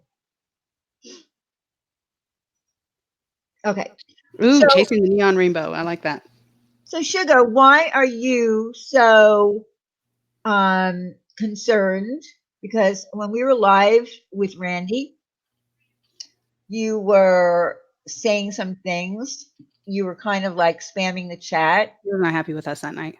Yeah. Why were you so unhappy with us? Are you unhappy because we don't go on cam? I mean, is it really that big of a deal that, you said that Randy at least gets on camera? I mean, that's not new information. I know, but I don't understand. I want him to explain it to us. I mean, there's a reason that I don't. And I think I've made it clear why I don't, because it cost me $50,000 to go on cam. And I'm not putting myself in that position anymore. That's my reason. I've never heard him say that that was a problem. Well, he did in our last chat. Oh, really? Yeah. I just knew he wasn't happy with us. Oh, and he really wasn't happy with me because I called Laura a bad name. But I did apologize. But he wasn't happy with me for that. That's not it. I'm telling you what he did. He spammed our chat with more than once. With at least Randy is real and gets on cam, and Wendy and Diane doesn't. Like, you know, I don't understand what that is. Well, I mean, that's not gonna change probably. I don't mean to be a bitch, but you activate me. Aggravate maybe? But not enough for me to not watch you, and Wendy knows the deal with her. He doesn't like me. Okay, well, I don't know what I do to aggravate you. Aggravate, yeah. I don't know what I do to aggravate you, but I'm not getting on cam unless you pay me $50,000. My pictures are all over Google. You can Google me. Everybody has. Being there. How are you, beautiful? I'm being there. I'm really stoned. I don't want to be a moderator. I love when she comes in. I think that's like the second or third time she's come in our chat and been like, hey, y'all, I'm really stoned. Good. I hope you feel good, honey. What does that mean? You're just such a white lady? What? I don't know what that means either. I don't know what that means. I don't know. But I am white. That is true. Well, I think Diane's white too. Yes, I am. That is accurate. I feel no pain. Good. Good. Good being there. I'm glad. Be stoned. Enjoy. Oh, my Diane and Wendy not going on camera having nothing to do with the words they're saying. That is true. You're right. Yuri's my attorney, by the way. Yes, he's our legal representative. And do you know that those people over there, uptight lady, I'm uptight? Sugar, you must not listen to our ladies' night. I am the first thing from uptight. I think I'm more uptight than you are. Yeah, Wendy's way more uptight than I am. I'm a lot more uptight than Diane, to be honest. Oh my God. Yeah. Diane's a freak. Diane's a freak. I'm a freak. Sugar is usually stoned at night, and sugar means absolutely nothing that Sugar says. He and being there having a party together, I guess. Okay. Thank you, Angel, for coming, honey. Thank you. Yeah, thank you, Angel. Laura, yes, Laura, you were beautiful, and I'm so glad you came up. I really am. Me too. Listen, I would love to be able to ride horses. I am so afraid of them. I did it when I was young, and then something scared me. Thank you, Karen. She just looked me up on Google. See? See, it can be done. And no, those pictures are not 20 years old. It's so funny that this community now, or just certain people, are doing the same repetitive shit that the drama community did to me. The pictures were 20 years old. No, they're not 20 years old. 20 years old? No, it doesn't even make sense in math. Apparently, the servant needs to spike your egg cream, Diane. Apparently. Honestly, Diane, I'm just stoned and I enjoy picking at people. Okay. Right. Well, fair enough. All right. Fair enough. And even Laura had to admit she knew what I looked like. And that's why I said to her, why do you make those ridiculous comments about me? Because she can't. I mean, you know, once I put her in that's what she does. She goes after looks, even though she tries to say that she doesn't. Well, she can't go after my looks. Listen, I am not Cindy Crawford. That's the example that she used. I am no Cindy Crawford, but I don't think that I'm bad looking. Oh, sugar. He says, I would give you both blood if you needed it. And that's a lot for me. Oh, that's very sweet. Thank you. I'd give you blood if you needed it. Go ahead, everyone. Go Google me. Go ahead, Laura. It's okay. Everybody's seen me. I'm nothing to look at. It's fine. Janie, is this a new channel or did you just change your name? Change your name. Hold on. I want to make sure. Nope, this is a new channel. Janie, is that really you? I hope it's really you and not some troll. Well, she's saying hello to Red Roadrunner, Crystal, Donna. All right, I'm assuming that's you, Miss Janie. Aw, Angel. Hope that both of you have a great night. Love you, Diane and Wendy. Wendy, bring back the Baconator. I wish I had any control over that. Thank you so much for doing this. You too are what keeps me around the drama community. Much love to you both. Thank you, darling. Thank you. Yes, we saw Wendy on Dr. Phil, remember? Yes, I remember. I was there. Sugar is happily trolling. Troll away, buddy. I don't have a problem with trolls. Go ahead. Just don't be nasty. Like, I kicked Crimson out because she was saying some of the most vile, nasty things. So I didn't know it was Crimson. I'm sad that I know it's Crimson now, but, you know, we only booted the people that were being absolutely vile. No, I believe it's you, Janie. Janie, text me. She can't wait. You don't have to approve it. I know it's Janie. No, I just subbed to her channel. Not because I want to boot her, but because I want to make sure I'm subbed to her channel. Look, and, you know, everybody subbed to her channel. She just said Penelope. Oh, I love that. Okay, Janie, it's you. What did you name Rebecca's wig? Penelope. Gosh, that was great. Wendy is one tough and classy lady. I fear her. Yes, and you should. No, I'm just kidding. I can't do anything to anybody. Oh, Janie just texted me. Love you. I guess I'll have to hear the story about why you have a new channel. That makes me nervous. But everybody sub to Janie. She's awesome. Make sure you get her. Why did the question whether I live or die? How dare you attack a woman that wakes up choking? Being there, who said that to you? Why did she question whether I live or die? Who did, no. Being there? Who did? You tell me who, and I will get them out of here right now. Amber, it's okay, darling. Penelope's bangs. Uh-oh, there we go. Did someone call me? I love it. That was really funny. That was one of the best little videos ever.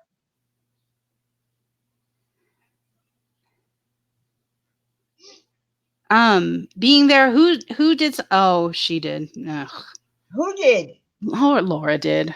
Laura thinks it's okay to attack children with special needs and women that are dying. I mean, this is the mentality we're dealing with. Like, I don't know how to fight this. I don't know how to fight that. Look at who we're dealing with. This is not the caliber of people that I will be entertaining myself with. Sorry. Why does YouTube keep unsubscribing me from here? I don't know. I don't know. YouTube, get it together. I'm sorry, Amber. I hope you're okay, darling. I hope we did an okay job for you, Amber.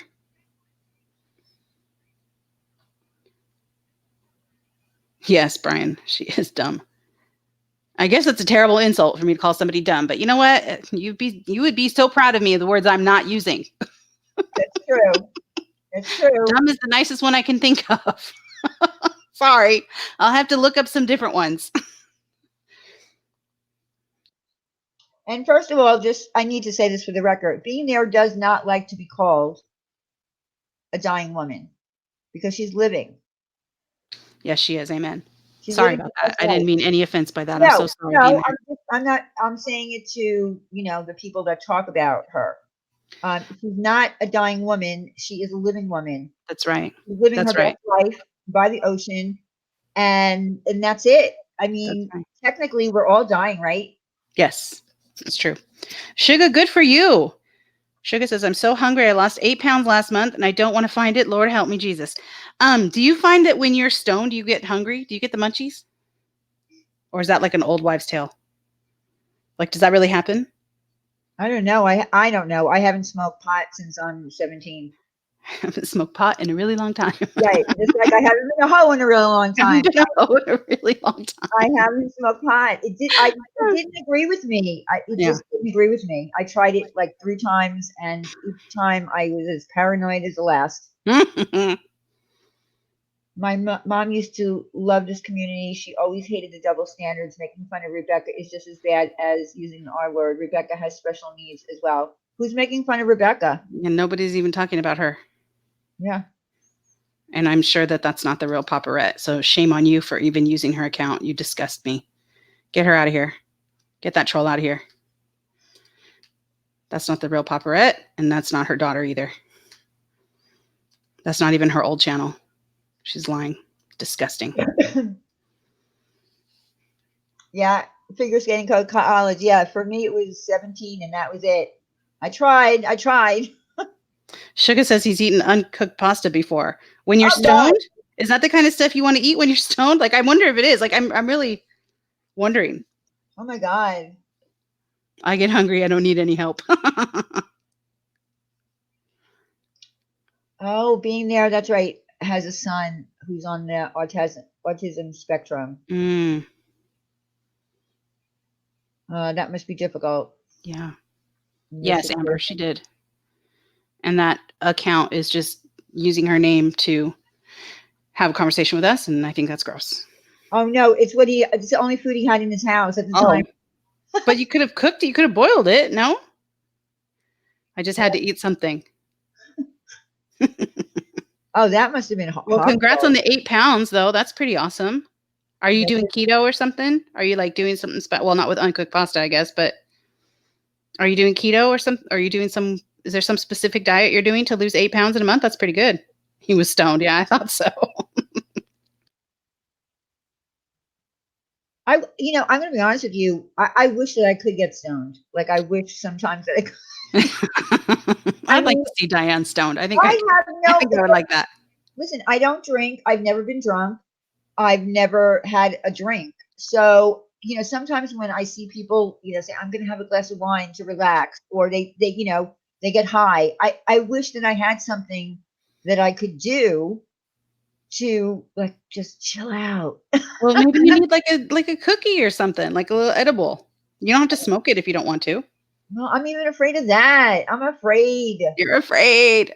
I'm afraid. Well, and it does make, I have used it this last year for anxiety, and I do get paranoid. I definitely get paranoid. But I have to like remind myself that it's because I, have this in my system. I don't know that I get like stoned, but I get, it's supposed to take the anxiety away. Well, I'm just afraid. I'm afraid to put anything into my body that might give me a reaction. I don't. You don't even like to take Advil. Like I know you don't take anything. No. Yeah. No. If I wasn't subjected to random drug tests, I'd try edibles. Well, my doctors, said I could try it for anxiety, because it's supposed to be better for you than all the other, medicine that is out there. But it doesn't always work for me, so it's not anything I do on a regular basis. And weed is legal here now, so I don't know that anybody's testing me for anything. But I haven't done it in so long that even if they did, it wouldn't matter. Yeah, I'm too chicken. Yeah. Yeah, I guess I'll never know what it feels like to be.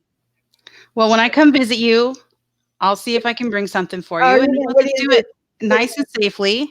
All right. I don't want to smoke it though, Sugar. That's how I feel. I don't like smoking it. I've never tried smoking it, but I quit smoking like over a year ago. And I didn't want to smoke it. Hello, Donna Marie.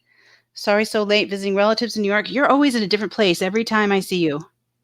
Paparette passed away. She did. She was a wonderful friend. I know. We miss her. She was wonderful. Always funny. It expands your lung capacity. Oh, really? What does? How? How could smoking it expand your lung capacity? Are you lying to me, Sugar? Because I believe every damn thing. Well, now I'm like, how? Is it true? He's stoned right now, so. Who knows? He's a mess right now. He's not reliable at this moment. I'm going to Google that instead, Sugar. I'm not believing your lies.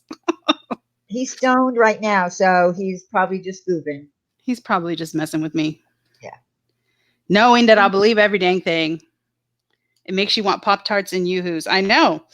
I wanted the weirdest thing I ever ate once when I was, under the influence, I guess, was I had peanut butter crunch cereal, and instead of milk, I mixed it with melted butter. What? And I know. And I thought that was the most delicious snack in the world. Oh my God. And now it makes me want to throw up. Oh my God. Just thinking of that. But at the time I thought, oh, this will be such a good idea. And so I melted butter over peanut butter crunch cereal. What the heck was I thinking? I thought it was great. Yeah, delicious. I thought it was so wonderful. That's gross. I was a newbie. Yes, that was like my first couple times using it. Thought that was the greatest recipe I could come up with. Oh my. So gross. Oh, sugar and butter in the microwave together. See, he's on the right track. That's exactly kind of what I did. Well, my gallbladder just complained. Yeah. Yeah. Well, obviously I can't make a habit of eating like that. well, I'll make sure if we do happen to ever get stoned that I'll have goodies that are really good. Yeah. Make sure you have Captain Crunch on hand. No, I'll have, why? Is that something you like? I'm just kidding. Like, it was delicious. It was such a great idea. Are you going to discuss the Barbie stuff? We don't know all the Barbie stuff. Yeah, I don't. We don't know it. If there's proof out there that somebody wants us to show, I mean, we'll be happy to show that. But we haven't been given any proof of anything, but yeah, I need proof. So I don't know. Yeah, we don't know the whole story. We don't know. Sugar. That'd be funny. Yes, that would be amazing. That would be epic.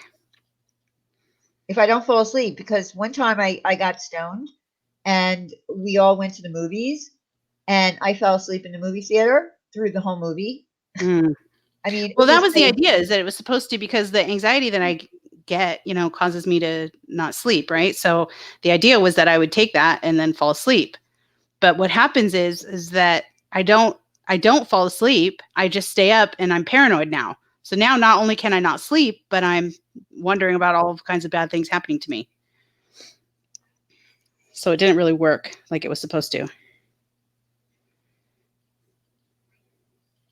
Yeah, I'm not pregnant though, Mama Beth.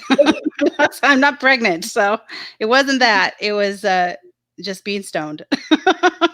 I'm lost on the Barbie thing. There was no proof of anything. Yeah, I don't have any proof to put out there. If somebody has proof that they want us to help put out there, we'd be happy to do that. But yeah, from what I understand, here's from what I understand, that there's this person whose name is just Harry, supposedly also Big Red, Sandra Doris, had been going at Barbie with troll accounts, something to that effect. And here's the thing, unless I see proof that that person really did that, I can't even, I don't even want to talk about it. It's not my story to tell. But like I said, if someone wanted our platform because they had proof of something, I would definitely offer them my platform. Absolutely. Yeah, 100%. We've always been about, offering the platform to y'all. If you don't have something that you need to share and you need that proof put out there, we'd be happy to do it. But, we need to see the proof first. And I certainly wish everybody the best. I just don't know the story as well as, Yeah, I would need to know the story better and see the proof before we could speak on it.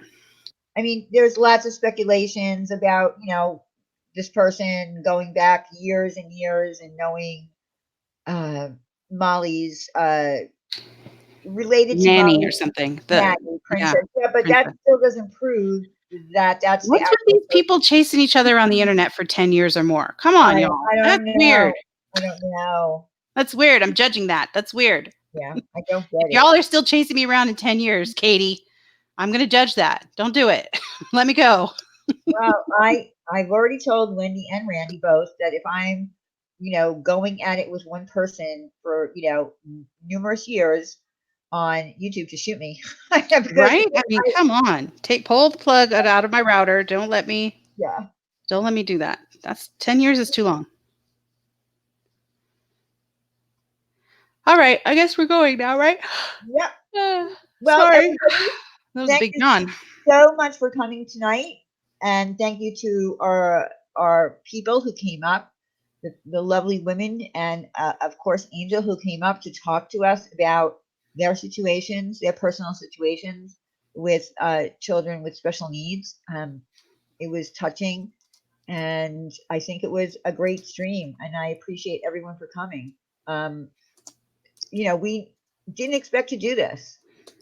We really didn't. This wasn't a plan. We probably were not even going to go live tonight, but this happened on Twitter, and I saw a lot of women really hurt. So that's why we're here. I'm hoping that people feel better tonight after we talked about it and realize just how much support there is in the community for each other. Yep. So hopefully we'll continue to reach out and take care of each other. You know, really, that's all we can do. Yeah. Take care of each other, take care of our kids. Yeah, that's all we It's can important. do. You know, we're all going to fight on the internet. That's why we're here. We all love it, right? There's a part of us that love it. We love the fighting. We think it's great. Right. But I still want to believe that there's going to be boundaries and we need to stay inside the boundaries. Yeah. And that's a hard boundary for me. That's a hard line for me. I know it is. So hopefully we've set up that boundary for everybody else too. You know, it'd be nice. It would be nice. Hopefully we did some educating and hopefully people have a better idea of how their words impact people and they'll think twice. And I hope so. Evelyn, we don't want you to go away. Never, Evelyn. Never. It took a lot to win you over. I never want to let you go. Yeah, that's true. That's true. I'm not really a troll. I'm a smart ass. We know. Charlie, I'm so glad you were here. I'm glad you're here too, Charlie. Join us on Friday night for Ladies Night, Charlie, and everybody else come back Friday night for Ladies Night. We'll have some fun. Maybe we'll make Wendy uncomfortable. I'll do my commercials for everybody. We'll talk about Amazon. Great.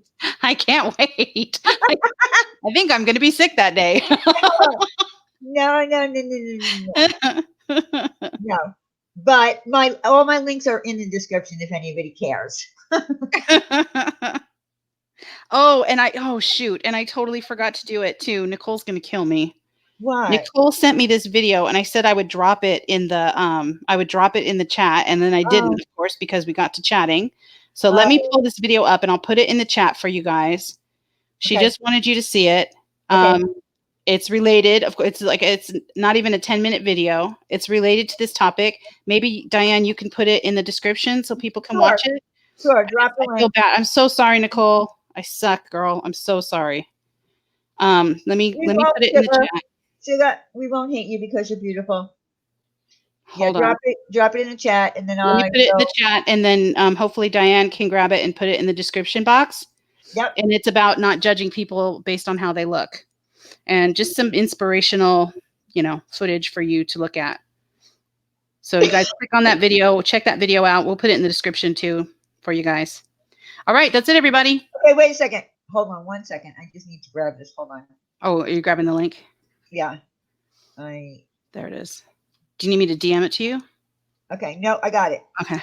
I got it. So, all right. So everybody have a good rest of the night, and we'll see you Friday night at 8 o'clock. 8 o'clock. Not 9, 8. No, not 9, 8. 8. Gotcha. Yeah. Yep. All right. Love you guys. Good night, everybody. Behave. Bye, everyone. Bye. Thank you again for being here. Bye, everybody. Bye.